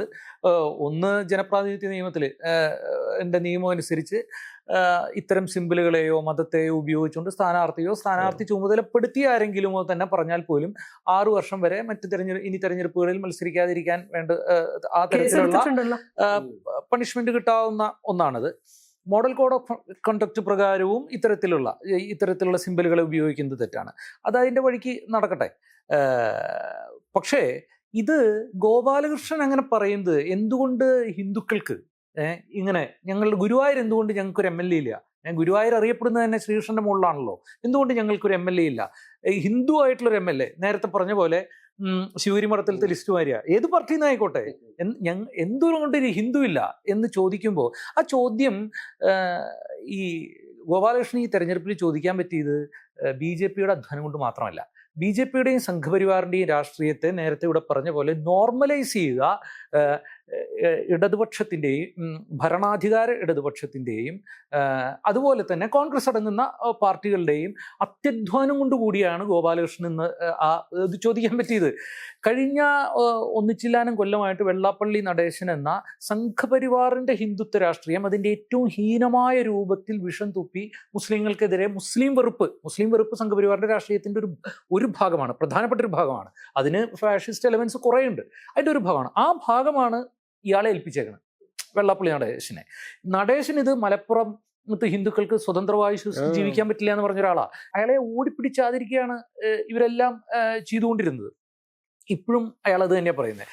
അതിനെക്കുറിച്ച് മുഖ്യമന്ത്രിയോട് ചോദിച്ചപ്പോൾ നേരത്തെ പറഞ്ഞ പോലെ വെള്ളാപ്പള്ളി മുഖ്യമന്ത്രി അഭിമുഖത്തിൽ ഏതോ ഒരു TV ചാനലിലുള്ള അഭിമുഖത്തിൽ മുഖ്യമന്ത്രി പറഞ്ഞത് വെള്ളാപ്പള്ളി അങ്ങനെ പറഞ്ഞിട്ട് മൂപ്പര് പറഞ്ഞു ഞാൻ മുസ്ലിം ലീഗിനെയാണ് ഉദ്ദേശിച്ചത് എന്നുള്ളത്. അപ്പോൾ പിന്നെ എല്ലാം ക്ലിയർ ആയില്ലേ, പിന്നെ ഞാൻ എന്തിനാ അതിൽ അഭിപ്രായം പറയണത് എന്നുള്ളത്. മറ്റേതോ ഒരു കമ്പനിയുടെ പരസ്യവാചകം പോലെ വിശ്വാസം അതല്ലേ എല്ലാം എന്നുള്ള മട്ടിലാണ് വെള്ളാപ്പള്ളിയെ മുഖ്യമന്ത്രി സമീപിക്കുന്നത്. വെള്ളാപ്പള്ളി പറഞ്ഞാൽ പിന്നെ അതിനപ്പുറം ഉണ്ടോ എന്നുള്ള മട്ടിലാണ്. ഈ ഈ മുസ്ലിം വിരുദ്ധത, മുസ്ലിം വെറുപ്പ് എന്ന് പറയുന്ന ഈ ഹിന്ദുത്വ ഫാഷിസത്തിന്റെ ആ എലമെന്റ് ഇവർ കൃത്യമായിട്ട് ഉപയോഗിക്കുകയാണ്. അത് മലപ്പുറത്ത് നിന്നാണ് ഏറ്റവും കൂടുതൽ കേസുകൾ എന്ന് പറഞ്ഞിട്ട് ഇത്രയും സൂക്ഷ്മമായി ഓരോ വാചകവും അളന്നു മുറിച്ച് പണത്തൂക്കം വെച്ച് കൊടുക്കുന്ന മുഖ്യമന്ത്രിയുടെ അഭിമുഖത്തിൽ ഹിന്ദു പത്രത്തിൽ ആരും അറിയാതെ വന്നു എന്നുള്ളതാണല്ലോ. പിന്നെ PR ഏജൻസി വന്നു എന്നാണല്ലോ ഇവർ പറഞ്ഞത്. അങ്ങനെയല്ല എന്നുള്ളത് സാമാന്യമായിട്ട് എല്ലാവർക്കും അറിയുന്ന കാര്യമാണ്. വളരെ കൃത്യമായിട്ട് കേരളത്തിൽ ലോക്സഭാ തെരഞ്ഞെടുപ്പ് കഴിഞ്ഞപ്പോൾ വളരെ പ്രത്യേകിച്ചും ഞങ്ങളിങ്ങനെ മുസ്ലിം മൈനോറിറ്റിക്ക് വേണ്ടി നിൽക്കുന്ന ആൾക്കാരല്ല. ഞങ്ങൾ ഈ വിശാല ഹിന്ദുവായിട്ട് സ്വയം അടയാളപ്പെടുത്തുന്ന മനുഷ്യർക്ക്, പൗരൻ എന്നുള്ള നിലയിലല്ലാതെ ഹിന്ദു എന്നുള്ള രീതിയിൽ സ്വയം അടയാളപ്പെടുത്തുന്ന മനുഷ്യർ ആർക്കൂട്ടിയും സ്വാഭാവികമായിട്ട് അവർ പതുക്കെ ലീൻ ചെയ്യുന്നത്, അവർ പതുക്കെ ചായുന്നത് BJP-യോടായിരിക്കും എന്ന് തോന്നിയാൽ അങ്ങനെ ചെയ്യേണ്ട കാര്യമില്ല. ഞങ്ങൾക്കും വോട്ട് ചെയ്യാം. നിങ്ങൾക്ക് ഹിന്ദുക്കൾക്ക് വോട്ട് ചെയ്യാവുന്ന ഒരു പാർട്ടിയാണ് ഞങ്ങൾ. ഹിന്ദുവായിട്ട് കരുതുന്ന ആ മനുഷ്യർക്ക് വോട്ട് ചെയ്യാവുന്ന ഇത് കാലങ്ങളായിട്ട് പറയാണ്. ഇപ്പോൾ ആഗോള അയ്യപ്പ സംഗമവും ശബരിമല കേസിലെ ഇവരുടെ നിലപാട് മാറ്റവും ഒക്കെ വെച്ച് നോക്കി കഴിഞ്ഞാൽ ഇത് തന്നെയാണ് പറയുന്നത്. കോൺഗ്രസും ഇത് ധാരാളമായിട്ട് ചെയ്തിട്ടുള്ളതാണ്. ദേശീയ തലത്തിൽ ഇപ്പോൾ ശിലാന്യാസം തൊട്ട് ഇങ്ങോട്ട് രാഹുൽ ഗാന്ധി വരെ അമ്പലങ്ങളിൽ പോയി, മോദി 25 അമ്പലത്തിൽ പോയിട്ടാണ് ആദ്യം മൂപ്പര് നയിച്ച തെരഞ്ഞെടുപ്പുകളിലൊക്കെ മൂപ്പരെ കൊണ്ട് കോൺഗ്രസ് വേഷം കെട്ടിപ്പിച്ചത്. പക്ഷെ അതിനുശേഷം പിന്നെ ആ പരിപാടി നടക്കില്ല എന്ന് തോന്നുന്നു. BJP-യോട് അമ്പലക്കാര്യത്തിൽ ഏറ്റുമുട്ടുക എന്ന് പറയാൻ പറ്റില്ലല്ലോ. അപ്പൊ അതുകൊണ്ടാണ് അത് മാറ്റിയവര്. പക്ഷെ ഈ ലോജിക്കിനെ, ഈ യുക്തിയെ, ഈ മതബദ്ധമായ മനുഷ്യന്റെ രാഷ്ട്രീയ സാമൂഹ്യ ജീവിതം എന്ന യുക്തിയെ നിങ്ങൾ സ്വാഭാവികവൽക്കരിച്ചു കേരളത്തിൽ. ആ സ്വാഭാവികവൽക്കരിക്കപ്പെട്ട ത്തിലാണ് ഗോപാലകൃഷ്ണൻ ചോദിക്കുന്നത് എന്തുകൊണ്ട് 48% ഹിന്ദുക്കൾക്ക് ഒരു MLA ഇല്ല. ഗോപാലകൃഷ്ണന്റെ ചോദ്യത്തിന് ഒരു സെക്യുലർ ഡെമോക്രാറ്റിക് പൊളിറ്റിയിൽ നിലനിൽക്കുന്ന ആളുകൾക്ക് അതിന് ഉത്തരം കൊടുക്കേണ്ട ബാധ്യതയില്ല. കാരണം എന്താ, അത് അവരുടെ കളി നിയമങ്ങൾ വെച്ചിട്ടുള്ള ചോദ്യമാണ്. ആ കളിയിലേക്ക് നിങ്ങൾ ഇറങ്ങിക്കഴിഞ്ഞാൽ നിങ്ങൾ ജയിച്ചാൽ അവർക്ക് സന്തോഷമാണ്. കാരണം എന്താ, നിങ്ങൾ ആ കളിയിൽ ഉൾപ്പെട്ടു. B. ഗോപാലകൃഷ്ണനിൽ നിന്നിട്ടില്ല അത്. രാജീവ് ചന്ദ്രശേഖർ മക്കയിലെ കമ്പയർ ചെയ്തിട്ട് അവിടെ ഒരു ഹിന്ദു പ്രതിനിധി ഉണ്ടാവുമോ എന്നുള്ള ഒരു തെറ്റായ ചോദ്യം, അല്ലെങ്കിൽ ക്രിമിനൽ ഒഫൻസ് എന്നൊക്കെ പറയാവുന്ന രീതിയിലുള്ള ഒരു ചോദ്യം ചോദിച്ചു വെച്ചേക്കുന്നത്. അല്ല, ഈ അത് മാത്രല്ല അതിൻ്റെ അകത്ത് ആ ചോദ്യം മക്കയിൽ അതൊക്കെ വലിയ നമ്മുടെ ഭരണഘടനയിൽ ഈ ഫോറിൻ റിലേഷൻസായി ബന്ധപ്പെട്ട ഉണ്ട്. അതൊക്കെ ശരിക്കും അതിനൊക്കെ ബാധിക്കുന്ന കാര്യം. ഇന്ത്യ വളരെ നല്ല ബന്ധം പുലർത്തുന്ന രാജ്യത്ത് കുറിച്ചാണ് ചോദ്യം ചോദിക്കുന്നത്. അതൊക്കെ ഒരു അതിനനുസരിച്ചിട്ടുള്ള ഒരു റിയാക്ഷൻ കേരളത്തിലെ പൊതുസമൂഹത്തിൽ നിന്നും ഈ പറയുന്ന സെക്യുലർ എന്ന് അവകാശപ്പെടുന്ന പാർട്ടികളിൽ നിന്നും ഉണ്ടായോ എന്നുള്ളത് ഒരു ചോദ്യം. മുമ്പാണെങ്കിൽ അത് സംഭവിക്കില്ലായിരുന്നു. അതാണല്ലോ ഈ സ്വാഭാവിക. ശബരിമലയിൽ സുവർണാവസരം എന്ന് അന്നത്തെ BJP പ്രസിഡന്റ് ശ്രീധരൻപിള്ള പറഞ്ഞപ്പോ അത് BJP-ക്കാരെ എടുക്കുന്നതിന് മുമ്പ് എടുത്തതാ കോൺഗ്രസ് ആ സുവർണാവസരം, അല്ലേ? അതായത് ഇക്കാര്യത്തിൽ ഞങ്ങളെ വെട്ടിക്കാൻ ഒരു BJP-ക്കാരനും പറ്റില്ല എന്നുള്ള മട്ടിൽ അന്ന് പെരുമാറിയതാണ് അവര്. അന്ന് രാഷ്ട്രീയമായി കേരള സമൂഹത്തെ പതിറ്റാണ്ടുകൾ പിന്നോട്ടടിപ്പിക്കുന്ന ആ പിന്തിരിപ്പൻ രാഷ്ട്രീയ പ്രക്രിയയിൽ കൈമൈ മറന്നു നിന്ന ആളുകളാണ് UDF-കാര്. ആ പരിപാടി UDF ആണ് അതിന്റെ നേട്ടം കൊയ്തത് എന്ന് കണ്ടപ്പോ അങ്ങനെ വിട്ടുകൊടുക്കാൻ പറ്റില്ലല്ലോ. ഇത്രയും പരിണിതപ്രജ്ഞനായിട്ടുള്ള ഒരാൾ ഞങ്ങൾ ഇവിടെ ഇരിക്കുമ്പോൾ എന്നുള്ള മട്ടിലാണ് പിണറായി അടക്കമുള്ളവർ അത് ഏറ്റെടുത്തേ. അങ്ങനെയാണ് ജമാഅത്തെ ഇസ്ലാമി എന്ന് പറയുന്നത്. ജമാഅത്തെ ഇസ്ലാമിക്കാർ തന്നെ പൊടിച്ചുപോയി. സത്യത്തിൽ ഞങ്ങൾ ഇത്രയും വലിയ ആൾക്കാരാണോ എന്നുള്ളത്. ആ ഒരു തരത്തിൽ ജമാഅത്തെ ഇസ്ലാമി ഒരു ഇസ്ലാമിക വർഗീയ രാഷ്ട്രീയത്തിന്റെയും മതരാഷ്ട്രവാദത്തിന്റെയും സംഘടനയൊക്കെയാണ്. അവരത് അങ്ങനെയല്ല എന്നൊക്കെ പറയുമെങ്കിൽ കൂടെ അതൊന്നും ശ്രദ്ധിക്കേണ്ട കാര്യമില്ല. അവരങ്ങനെ പറഞ്ഞോട്ടെ. അല്ലാണ്ട് അവരോട് തർക്കിക്കാൻ നിൽക്കേണ്ട കാര്യമില്ല. അപ്പോൾ RSS ഞങ്ങൾ സാംസ്കാരിക സംഘടനയെന്ന് പറയുന്ന പോലെയുള്ളൂ, ജമാഅത്തെ ഇസ്ലാമി ഞങ്ങൾ ഇസ്ലാമിക രാഷ്ട്രീയത്തിന്റെ സംഘടനയില്ല എന്നൊക്കെ പറയുന്നത്. പക്ഷേ പ്രശ്നം അതല്ല. അതെന്തിനാണ് ഇവർ മറ്റൊരു രീതിയിൽ പറയുന്നത് എന്നുള്ളതാണ്. അങ്ങനെ ഈ മുസ്ലിം വിരുദ്ധ രാഷ്ട്രീയത്തെ സ്വാഭാവികവൽക്കരിച്ച ഈ കേരളത്തിന്റെ മുറ്റത്ത് നിന്നാണ് പിണറായി വിജയനും UDF-ഉം ഇടതുമുന്നണിയും ഒക്കെ കൂടി BJP-യുടെ ഈ സംഘപരിവാർ രാഷ്ട്രീയത്തിന്റെ വാദങ്ങളെ, സംഘപരിവാറിലേക്ക് പോകുന്ന വോട്ടുകളെ തങ്ങൾക്ക് കിട്ടുന്നതിന് വേണ്ടി നടത്തിയ ഈ ആത്മഹത്യാപരമായ, അവരെ സംബന്ധിച്ച് മാത്രമല്ല കേരളീയ സമൂഹത്തെ സംബന്ധിച്ച് ആത്മഹത്യാപരമായ നിലപാടിൽ നിന്നാണ് B. ഗോപാലകൃഷ്ണൻ എന്ന് ചോദിക്കുന്നത് ഹിന്ദു MLA എവിടെ എന്നുള്ളത്. ഗുരുവായൂരുന്ന അബ്ദുൽ ഖാദറോ മറ്റോ എന്തോ പറയാൻ ശ്രമിച്ചു എന്നല്ലാതെ CPM അതിനോട് വലിയ അഭ്യാസങ്ങളൊന്നും കാണിക്കുന്നില്ല എന്നുള്ളത് നമുക്ക് കാണാം. മറ്റത് ഇപ്പൊ ഈ നേരത്തെ പറഞ്ഞ ആ വിഷയം വേണമെങ്കിൽ സങ്കീർണമാണ് എന്ന് വേണമെങ്കിൽ പറയാം. കേരളത്തില് ഈ ഒരു ജാത്യാധികാര സമൂഹം ആണല്ലോ നമ്മുടെ സമൂഹത്തിൽ ഉണ്ടായിരുന്നത്. അത് ഉണ്ട്. ഈ സമൂഹത്തിന്റെ രാഷ്ട്രീയാധികാരത്തിലേക്ക് വേറൊരു തരത്തിൽ കേരളത്തിൽ നടന്ന നവോത്ഥാന മുന്നേറ്റങ്ങളും അതിന്റെ ചരിത്രപരമായ കൊളോണിയൽ മോഡേണിറ്റിയുടെ വലിയ സ്വാധീനവും അതൊക്കെ ചേർന്നുകൊണ്ട് രൂപപ്പെട്ട ഒരു സമൂഹം ഇന്ത്യ ഉണ്ടാവുകയും ഇന്ത്യ ഉണ്ടാവുമ്പോൾ തന്നെ ഇങ്ങനെ ഒരു സമൂഹം രൂപപ്പെട്ട് തുടങ്ങുന്നുണ്ട് കേരളത്തിൽ ആ കാലത്ത് തന്നെ. ഇപ്പോൾ 19-ാം നൂറ്റാണ്ട് തൊട്ട് തന്നെ അതിൻ്റെ ലക്ഷണങ്ങൾ ഉണ്ടാവുന്നുണ്ട്. 20-ാം നൂറ്റാണ്ടിൻ്റെ ആദ്യ പകുതിയിൽ അത് വളരെ ഏതാണ്ട് ശക്തി ആർജിക്കുന്നുണ്ട്. അതിൽ ഇടതുപക്ഷത്തിൻ്റെ സമരങ്ങൾ വരുന്നതോടു കൂടിയിട്ട് കമ്മ്യൂണിസ്റ്റ് പാർട്ടിയുടെ നേതൃത്വത്തിലുള്ള ജന്മിത്വ വിരുദ്ധ സമരങ്ങളും ജന്മിത്വ വിരുദ്ധ സമരത്തിൻ്റെ അനിവാര്യമായ രീതിയിൽ അത് ജാതി വിരുദ്ധ സമരങ്ങളുമാണ് ഒരു തരത്തിൽ. അതിന് ജാതി വിരുദ്ധമാവാതിരിക്കാൻ വയ്യ. അത്തരത്തിലുള്ള സമരങ്ങളും കൂടി വരുമ്പോൾ ഉണ്ടാകുന്ന വലിയൊരു രാഷ്ട്രീയ മാറ്റത്തിലൂടെ കേരളം ഉണ്ടാകുമ്പോൾ, കേരളം മുന്നോട്ട് പോകുമ്പോൾ ഈ ഒരു ജാത്യാധികാര പ്രക്രിയയെ, ജാത്യാധികാരത്തിൻ്റെ ഘടനയെ അത് വല്ലാണ്ട് ഇളക്കുകയും ഉലച്ചു മാറ്റുകയും ഒക്കെ ചെയ്യുന്നുണ്ട്. പക്ഷേ ഒരു ഘട്ടം കഴിഞ്ഞപ്പോൾ, പ്രത്യേകിച്ചും വിമോചന സമരത്തിൻ്റെ ഈ ഒരു പേടിപ്പനി പിടിച്ച ഇടതുപക്ഷം പിന്നീട് അങ്ങോട്ട് ഈ സാമുദായിക ശക്തികളോടോ അല്ലെങ്കിൽ ഇത്തരത്തിലുള്ള ബോധങ്ങളോടോ ഉള്ള എതിർപ്പ് പിന്നാക്കം വെച്ചു. അതുകൊണ്ടാണ് നമുക്ക് കാണാൻ കഴിയും ഈ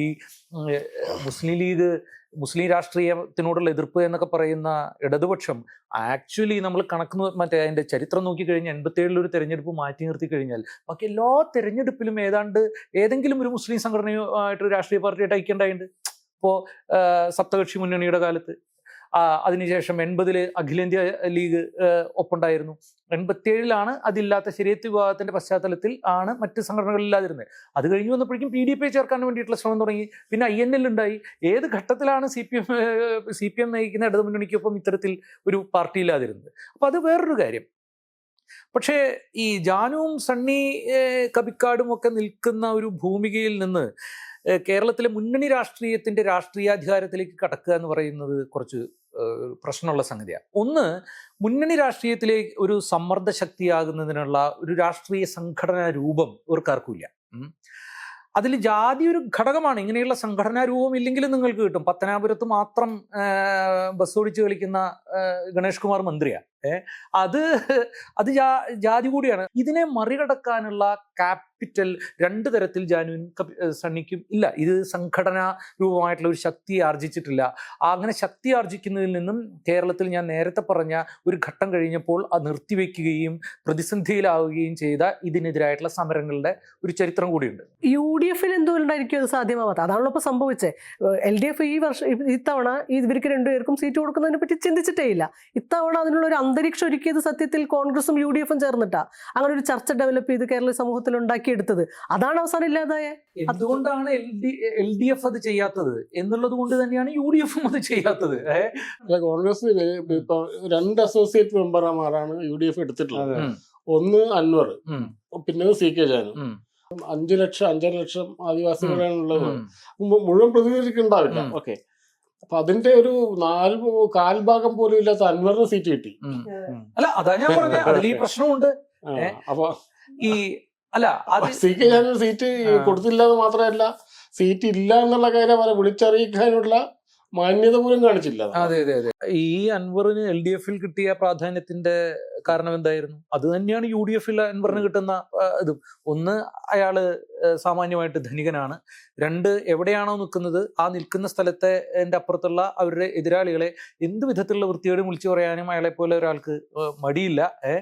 എന്ന് മാത്രമല്ല, അയാള് മറ്റൊരു തരത്തിൽ ഇപ്പോ UDF ഉപയോഗിക്കുന്ന ഒരു സ്ട്രാറ്റജി എന്ന് പറയുന്നത്, ഞാൻ ഈ അൻവറിന്റെ കാര്യം പറയുന്നത്, എതിർപക്ഷത്തു നിന്നുള്ള ആര് വന്നാലും, LDF അത് തന്നെയാണ് ഉപയോഗിക്കുന്നത്, എതിർപക്ഷത്തു നിന്നുള്ള ആര് വന്നാലും അവരെ പരമാവധി അക്കോമഡേറ്റ് ചെയ്യുക എന്നുള്ളതാണ്. അങ്ങനെയാണല്ലോ ഇപ്പൊ അമ്പലപ്പുഴ അവര് സുധാകരന് കൊടുക്കുന്നത്, കുഞ്ഞികൃഷ്ണൻ. അവിടെയൊന്നും കോൺഗ്രസിന് സ്ഥാനാർത്ഥികളില്ലായിട്ടല്ല, വേണമെങ്കിൽ. പക്ഷെ അവിടെയൊക്കെ പരമാവധി അക്കോമഡേറ്റ്. ഇതൊരു ഡു ഓർ ഡൈ ബാറ്റിലാണ് UDF-നെ സംബന്ധിച്ച്. ജാനുവിനെയോ സണ്ണിയം കബിക്കാടിനെയോ മത്സരിപ്പിക്കുക എന്നുള്ളത് ഒരു പൊളിറ്റിക്കൽ സ്റ്റേറ്റ്മെന്റ് ആണ്. അവരെ സംബന്ധിച്ച് ഒരു ഇലക്ട്രൽ നെസസിറ്റി അല്ല. UDF-നെ സംബന്ധിച്ച് അവരെ മത്സരിപ്പിക്കുന്നതുകൊണ്ട് വേറെ വലിയ രാഷ്ട്രീയ നേട്ടങ്ങളൊന്നും ഉണ്ടാവാൻ പോകുന്നില്ല. രാഷ്ട്രീയമല്ല, തെരഞ്ഞെടുപ്പ് നേട്ടങ്ങൾ. But that's A political statement. ആ പൊളിറ്റിക്കൽ സ്റ്റേറ്റ്മെന്റിന് പറ്റുന്ന ആളുകളല്ല UDF-കാർ.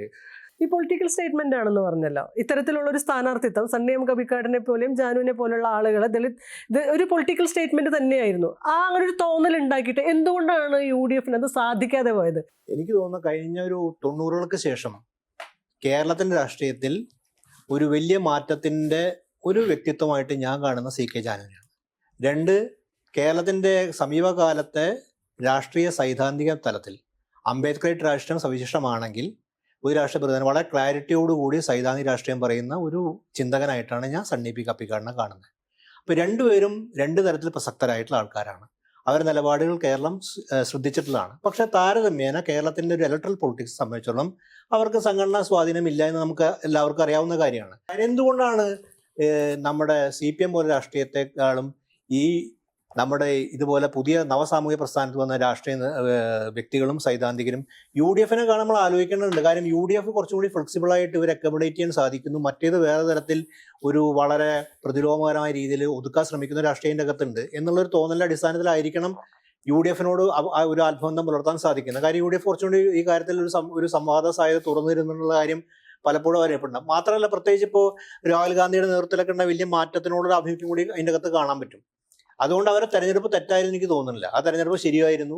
UDF ആഭിമുഖ്യം പുലർത്തുന്നതും കോൺഗ്രസ് ആഭിമുഖ്യം പുലർത്തുന്നതും പ്രത്യേകിച്ച് പുതിയൊരു ഇന്ത്യൻ സാഹചര്യത്തിൽ ഒരു ബ്രാഹ്മണിക്കലായിട്ടുള്ള ഹിന്ദുത്വത്തെ ചെറുക്കുന്ന രാഷ്ട്രീയം വളരെ കൃത്യമായിട്ട് പറയുന്ന ഒരു പ്രസ്ഥാനത്തിലേക്ക് കോൺഗ്രസിനോട് ആഭിമുഖ്യം പുലർത്തുന്നതിൽ വളരെ ശരിയുണ്ട്. കാര്യം ഇതൊക്കെ നമ്മൾ ദീർഘകാല രാഷ്ട്രീയമല്ലോ, ആ ഒരു കോണ്ടെക്സ്റ്റൽ പ്രശ്നം അതിൻ്റെ അകത്തുണ്ട്. ആ നിലയിൽ ശരിയായിരുന്നു നിലപാട്.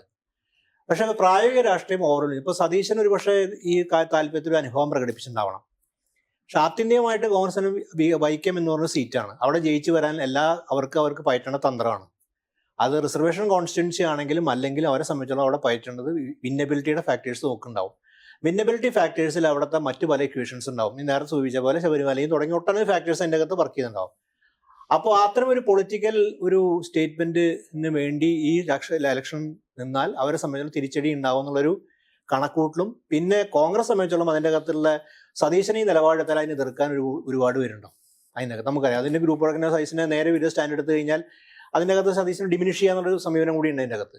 അതിൻ്റെ ഭാഗമായിട്ട് സംഭവിച്ച. പക്ഷേ എന്നിരുന്നാലും സണ്ണി പി കപ്പിക്കാടിനേലും സി കെ ജാനുവിനെ മത്സരിപ്പിക്കാനോ കേരളത്തിൽ ചർച്ചയുണ്ടായി എന്നുള്ളത് വളരെ പോസിറ്റീവാണ്. അത് UDF അങ്ങനെ തീരുമാനമെടുത്ത് പോസിറ്റീവ്. വളരെ വൈകാതെ തന്നെ ഒരുപക്ഷെ UDFന് ഒരു കംഫർട്ടബിൾ ആയിട്ടൊരു അധികാര കാലഘട്ടത്തിൽ അത്തരം സാധ്യത അവർ ഉപയോഗിക്കുന്നതിനാണ് ഞാൻ വിശ്വസിക്കുന്നത്. അത്തരം ഒരു സാധ്യത നിലനിൽക്കുന്നുണ്ടെന്നാണ് എനിക്ക് തോന്നുന്നത്. കാര്യം അതിനൊരു ആ ലീഡർഷിപ്പിന് ഒരു സതീശനെ പോലുള്ള ലീഡർഷിപ്പിന് അപ്രമാദിത്വം കിട്ടുകയും അതിൻ്റെ അകത്തൊരു സ്വാധീനം വരികയും ഒരു സാഹചര്യത്തിൽ അങ്ങനെ ഒരു സാധ്യത തുറന്നു വരുമെന്നാണ് ഞാൻ വിശ്വസിക്കുന്നത്. ഈ പ്രാതിനിധ്യ രാഷ്ട്രീയം സംസാരിക്കുമ്പോഴേ നമ്മൾ സ്ത്രീ പ്രാതിനിധ്യത്തിൻ്റെ രാഷ്ട്രീയം കൂടെ പറഞ്ഞു പോകണമെന്ന് തോന്നുന്നു. കാരണം ഇപ്രാവശ്യത്തെ ഇപ്പം കഴിഞ്ഞ നിയമസഭ വരെയുള്ള ചരിത്രം കേരളത്തിൻ്റെ എടുത്തു കഴിഞ്ഞാൽ ലാസ്റ്റ് ഇതിൽ വെറും 12% അല്ല 8% സ്ത്രീകളാണ് ഈ പറയുന്ന 52% സ്ത്രീകളെയും പ്രതിനിധീകരിക്കുന്നത്. ലോക്സഭയിലും കേരളത്തിൽ നിന്നുള്ള പ്രതിനിധാനം എന്ന് പറയുന്നത് അത്രയൊക്കെ തന്നെയുള്ളൂ. അതെന്തുകൊണ്ടാണ് സംഭവിക്കുന്നത്? ഇപ്പം LDFൻ്റെ ഒരു പ്രഖ്യാപിത CPMൻ്റെ പറഞ്ഞിരുന്നൊരു സംഗതി എന്താണെന്ന് വെച്ചാൽ എല്ലാ ജില്ലകളിലും ഒരു സ്ത്രീയെങ്കിലും നിർത്തും എന്നുള്ളൊരു ഉറപ്പ് പറഞ്ഞിരുന്നു. എന്ന് നോക്കുമ്പോൾ അങ്ങനെയല്ല സംഭവിച്ചത്. മറ്റൊരു രാഷ്ട്രീയ പാർട്ടികളും അവർ ഈ പറയുന്ന പോലത്തെ ഒരു പ്രതിനിധാനത്തിന് ഇട കൊടുത്തിട്ടില്ല. 33% സംവരണം എന്നുള്ളത് ബില്ല് പാസ്സായിരിക്കുന്ന നിയമമായിട്ടുള്ളൊരു രാജ്യത്ത് കൂടിയാണ് ഇത് സംഭവിക്കുന്നത് എന്നുള്ളതാണ്. എന്തുകൊണ്ടാണ് നമ്മൾ ഈ പറയുന്ന ദളിത് രാഷ്ട്രീയത്തെക്കുറിച്ചും ആദിവാസി രാഷ്ട്രീയത്തെക്കുറിച്ചൊക്കെ പ്രതിനിധാനത്തിൻ്റെ രാഷ്ട്രീയം ഭയങ്കരമായിട്ട് സംസാരിക്കുമ്പോഴും അതിനുള്ളിലെ സ്ത്രീ പ്രാതിനിധ്യത്തെ പോലും വേണ്ടത്ര രീതിയിൽ സംസാരിക്കാറില്ല എന്നുള്ളതല്ലേ യാഥാർത്ഥ്യം? അല്ല, ഇത് ഇപ്പം ഈ 2 പ്രശ്നങ്ങളൊക്കെ ലക്ഷറി ഉള്ള സമയത്ത് ആണ് ഇതൊക്കെ ചർച്ച ചെയ്തത്. ഇപ്പം ഈ തെരഞ്ഞെടുപ്പ് അടുക്കുന്നതിന് മുമ്പാണ് ചർച്ച ചെയ്തത്. സണ്ണി വേണോ ജാനുവിന് തൊട്ടുമുന്നേ. അപ്പോൾ ഈ തെരഞ്ഞെടുപ്പിന് ചൂട് വരുമ്പോഴേ ഇതിങ്ങനെ കുറഞ്ഞു വരികയാണ്. അത് കാരണം ഇതിന്റെ ഇമ്മീഡിയറ്റ് കൺസേൺ അല്ല എന്നുള്ളതാണ്. പൊളിറ്റിക്സിന്റെ ഇമ്മീഡിയറ്റ് കൺസേൺ കാര്യം ജയിക്കുക എന്നുള്ളത് തന്നെയാണ്. അധികാരം പിടിക്കാൻ എന്ത് വഴിയുണ്ടോ അപ്പൊ അല്ല, അത് പൂർണ്ണമായിട്ട് ശരിയല്ല കേട്ടോ. കാരണം ഇവിടെയുള്ള സ്ത്രീ കാലമായിട്ട് അല്ല, ഈ തെരഞ്ഞെടുപ്പ് അടുക്കുമ്പോഴല്ല ഇതിന്റെ ആവശ്യം ഉയരുന്നേ. രാഷ്ട്രീയ ഉന്നയിക്കുന്നതല്ല. ഇപ്പം ഈ പറയുന്ന രീതിയിൽ ഒരു പൊളിറ്റിക്സ് ആയി രാഷ്ട്രീയ മുദ്രാവാക്യമായിട്ട് ഈ മാറുന്നില്ല. അതെന്തുകൊണ്ട് അത് മാറുന്നില്ല എന്ന് പറഞ്ഞാൽ മാറണം എന്നാണ് അതിൻ്റെ അർത്ഥം. അപ്പോൾ ഈ സ്ത്രീ പ്രാതിനിധ്യം എന്നുള്ളത് ഒരു നിങ്ങൾക്ക് ബാക്കിയെല്ലാം കഴിഞ്ഞിട്ട് ഉണ്ടെങ്കിൽ സമയം ഉണ്ടെങ്കിൽ കൊടുക്കാത്ത സാധനമാണ്. അതിന് ഒരു ചെറിയ വെക്കുന്നത് പോലെയുള്ള സാധനമാണ്. അപ്പോൾ അതാണ് നമ്മുടെ ബോധം. ഇത് മാറിയിട്ടില്ല. അപ്പോൾ ഈ ഒരു ചർച്ചയിലും, ഇത് ആദ്യമായിട്ടാണ് ചോദിക്കുന്നത്, ഒരു ചർച്ചയിലും ഈ പ്രശ്നം ഉന്നയിക്കപ്പെടുന്നില്ല. ഇപ്പം ഷമാ മുഹമ്മദ് ചോദിച്ചപ്പോൾ അവരെ ഭയങ്കര കളിയാക്കലായിരുന്നു ഉണ്ടായിരുന്നത്. ഇതൊരു കൺസേണേ അല്ല. അപ്പം നമ്മൾ ഈ പറയുന്ന രീതിയിൽ എന്തുകൊണ്ട് സ്ത്രീ പ്രാതിനിധ്യം ഇല്ലാതാവുന്നു എന്നുള്ളത് ഈ ഒരു സീരിയസ് കോട്ട് അൺകോട്ട് സീരിയസ് ചർച്ചയിൽ അതിൻ്റെ ഒരു ഘടകം പോലും ആവുന്നില്ല. എന്തുകൊണ്ടാവാത്തതെന്ന് വെച്ചാൽ നമ്മുടെ നാട്ടിലെ രാഷ്ട്രീയം എന്നുള്ളത് ചെറിയൊരു പരിമിത വൃത്തമാണ്. ആ പരിമിത വൃത്തത്തിൽ എങ്ങനെ ജയിക്കും, എങ്ങനെ രാഷ്ട്രീയ അധികാരം പിടിക്കും എന്നുള്ളതിൽ മാത്രം ഒതുങ്ങി നിൽക്കുന്ന ഒരു ഇതാണ്. അവിടെ ദളിത് പ്രാതിനിധ്യമോ അത് ആദിവാസി പ്രാതിനിധ്യമോ സ്ത്രീ പ്രാതിനിധ്യമോ ഒന്നും ഒരു പ്രശ്നമല്ല, ചർച്ച ആവില്ല. അത് ആവാത്തത് ഇത് ഒരു രാഷ്ട്രീയമായ അധികാരം, നേരത്തെ ഞാൻ പറഞ്ഞ പോലെ ഈ ആദിവാസികള് അല്ലെങ്കിൽ ദളിത് ഒരു ഓർഗനൈസ്ഡ് ആയിട്ട് വരിക എന്നുള്ളത്. അപ്പോൾ സ്ത്രീ സംഘടനകൾ, ആവശ്യംപോലെ സ്ത്രീ സംഘടനകളുണ്ട്. അല്ല, ഈ പറയുന്ന മുഖ്യധാര രാഷ്ട്രീയ പാർട്ടികളുടെ തന്നെ സ്ത്രീ സംഘടനകളുണ്ട്. മറ്റത് മാതിരിയല്ല, അതൊരു ഓർഗനൈസ്ഡ് ആയിട്ടുള്ള സംഘടന, ഒരു ബാർഗൈനിങ് പവർ ഇല്ല എന്നൊക്കെ പറയാം. ഇവിടെ ഇതിന്റെ പകുതിയോളം വരുന്ന അംഗങ്ങളുള്ള ഇവരുടെയൊക്കെ സ്ത്രീ സംഘടനകളുണ്ടല്ലോ, എല്ലാ പാർട്ടിയിലും ഉണ്ടല്ലോ. എന്തുകൊണ്ടാണ് അവരുടെ ഉള്ളിൽ പോലും ഈ വിധേയത്വത്തിന്റെ നമ്മള് വിശാലമാർത്തത് പറഞ്ഞാല് ഈ പാട്രിയാർക്കി ഇന്റേണലൈസ് ചെയ്തവരാണ് സ്ത്രീകൾ. അങ്ങനെയുള്ള ഒറ്റ കാര്യം പറഞ്ഞോട്ടെ, അതിൻ്റെ അകത്ത് നമുക്ക് ഈ മോഡേൺ ഡെമോക്രസി ലെജിസ്ലേഷൻ തന്നെയാണ് സാധിക്കുള്ളൂ. അതിന് നമ്മുടെ മോഡേൺ ഡെമോക്രസിന്റെ അകത്ത് ഏറ്റവും വലിയ പ്രധാന കാര്യം ലെജിസ്ലേഷനിലൂടെ തന്നെയാണ് പല കാര്യങ്ങളും നടക്കുള്ളൂ. അല്ലാണ്ട് നമ്മൾ പാർട്ടികൾക്ക് സമരം ചർത്തി അവരെ പ്രബുദ്ധരാക്കിയൊക്കെ ഉള്ളതൊക്കെ ഒരു കാലഘട്ടത്തിന്റെ സാധനമാണ്. പക്ഷെ മോഡേൺ ഡെമോക്രസി ലെജിസ്ലേഷൻ പഞ്ചായത്തിൽ നിന്ന് 50% സ്ത്രീകൾക്ക് മത്സരിക്കാൻ പറ്റുന്നില്ല. നമ്മൾ ചർച്ച ചെയ്യുന്ന കാര്യം സ്വാഭാവിക സംഭവം മാറി. അപ്പൊ ലെജിസ്ലേഷൻ തന്നെയാണ് ഇതിന്റെ പ്രായോഗികം. മോഡേൺ ഡെമോക്രസി ലെജിസ്ലേഷൻ വരുന്നത് സ്പോണ്ടേനിയസ് വരുന്നതല്ല, ഒരു പ്രഷർ ഉണ്ടല്ലോ. അല്ല, ഇപ്പം ക്ഷേത്രപ്രവേശനം ശേഷം നടക്കുന്ന തെരഞ്ഞെടുപ്പുകളിൽ ഇത് നിർബന്ധമാകുമല്ലോ. അതെ. അപ്പൊ ഈ ക്ഷേത്രപ്രവേശനം അത് രജിസ്റ്ററിലൂടെ നടക്കുന്നത്. അതിനു മുമ്പ് ഒരുപാട് സമരം നടക്കുന്നുണ്ട്. അപ്പൊ ഈ ജനകീയമായ സമരങ്ങളിലൂടെയാണ് ലെജിസ്ലേഷൻ രൂപപ്പെടുന്നത്. അതിന്റെ ഏറ്റവും അവസാന രൂപമാണ് ലെജിസ്ലേഷൻ. ഇത് ചർച്ച വരില്ല, നമ്മൾ ചർച്ച ചെയ്യുന്നല്ലാതെ ഒരാളും ഇനി ചർച്ച ചെയ്യാൻ പോകുന്നില്ല. ഇനി ആരെങ്കിലും ചർച്ച ചെയ്താൽ തന്നെ അത് സീറ്റ് കിട്ടാത്ത ആളുകളുടെ ചർച്ച, ക്ഷമ ചർച്ച ചെയ്യുന്ന പോലെ അല്ലാതെ ഒരു ഇതൊരു സീരിയസ് പൊളിറ്റിക്സ് ആണോ എന്ന് പോലും സംശയം ഉണ്ടാണ്. അതായത് വലിയ വാർത്തകൾക്കിടയിൽ തൽക്കാലം വാർത്തയൊന്നും ഇല്ലാതാകുമ്പോൾ എന്നാൽ സ്ത്രീകൾക്ക് കിട്ടാത്തത് എന്തുകൊണ്ട് ഫീച്ചർ എന്നുള്ളതാണല്ലോ സ്ത്രീകൾക്ക് വേണ്ടി മാറ്റി വെച്ചത്. ഹാർഡ് പൊളിറ്റിക്സ് എന്നുള്ളത് ഓൾവേസ് റിസർവ് ഫോർ മെൻ. അതിന് പുരുഷന്മാർ തമ്മിലുള്ള ഈ ഒരു അധികാര തർക്കവും അതൊരു അങ്ങനെ വേണ്ടിയാണ്. അതിൻ്റെ ഇടയിൽ ഒരു താൽക്കാലിക ഒരു ആശ്വാസത്തിന് വേണ്ടി വരുന്ന വാർത്തകളാണ് ഈ സ്ത്രീകൾക്ക്. തുല്യപ്രാതിനിധ്യ പ്രസ്ഥാനത്തിന്റെ ആളുകൾ ഈ ഇലക്ഷന് മുമ്പായിട്ട് കുറെ കാലമായിട്ട് ഈ പറയുന്ന പാർട്ടികളിലെ വനിതാ സംഘടനകളുടെയും അല്ലാത്തവരുടെ ഒക്കെ നേതൃത്വത്തിന് പേഴ്സണലി പോയി കാണുകയും ഇതിനെ കുറിച്ച് സംസാരിക്കുകയും ചെയ്തിട്ടുണ്ട്.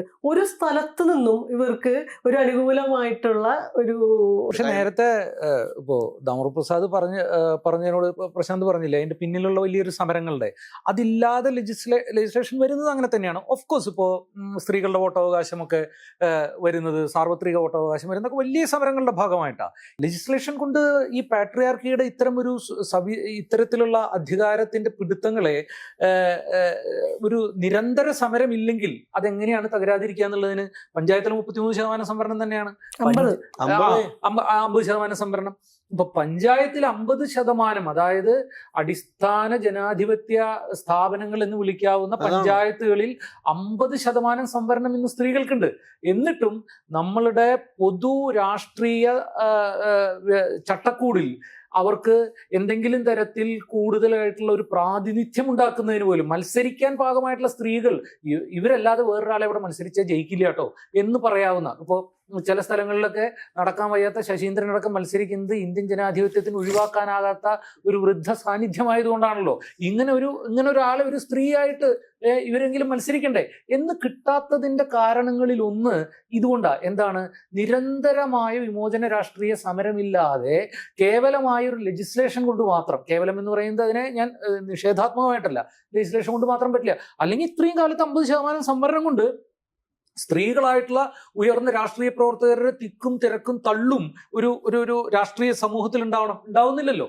അത് ഇതുകൊണ്ടാണ്. അത് ഈ രാഷ്ട്രീയ സമരം അതിലില്ലാത്തതുകൊണ്ടാണ്. എന്തുകൊണ്ടാണ് രാഷ്ട്രീയ സമരം ഇല്ലാത്ത? ഈ രാഷ്ട്രീയ സമരം ഇല്ല എന്ന് ഉറപ്പാക്കുന്നത് ഈ പാട്രിയാർക്കൽ പൊളിറ്റിക്കൽ പാർട്ടീസാണ്. പിണറായി വിജയനായിട്ടുള്ള ഇന്റർവ്യൂവിലെ ഒരു ചോദ്യം അദ്ദേഹത്തിനോടുണ്ടായിരുന്നത് കെ സുധാകരൻ്റെയും ജി സുധാകരൻ്റെയും പാർട്ടിയോടുള്ള ഒരു ധാർമ്മികതയെക്കുറിച്ചിട്ട്. അതായത് ജി സുധാകരന് മത്സരിക്കാനുള്ള ഒരു സാഹചര്യമില്ലാതായി പോയപ്പോൾ അദ്ദേഹം പാർട്ടിയിൽ നിന്ന് പുറത്തുപോയി UDF സഹായത്തോടുകൂടി മത്സരിക്കുന്നു. അതൊരു അദ്ദേഹം ഒരു പദപ്രയോഗം നടത്തി അതിനെക്കുറിച്ചിട്ട്.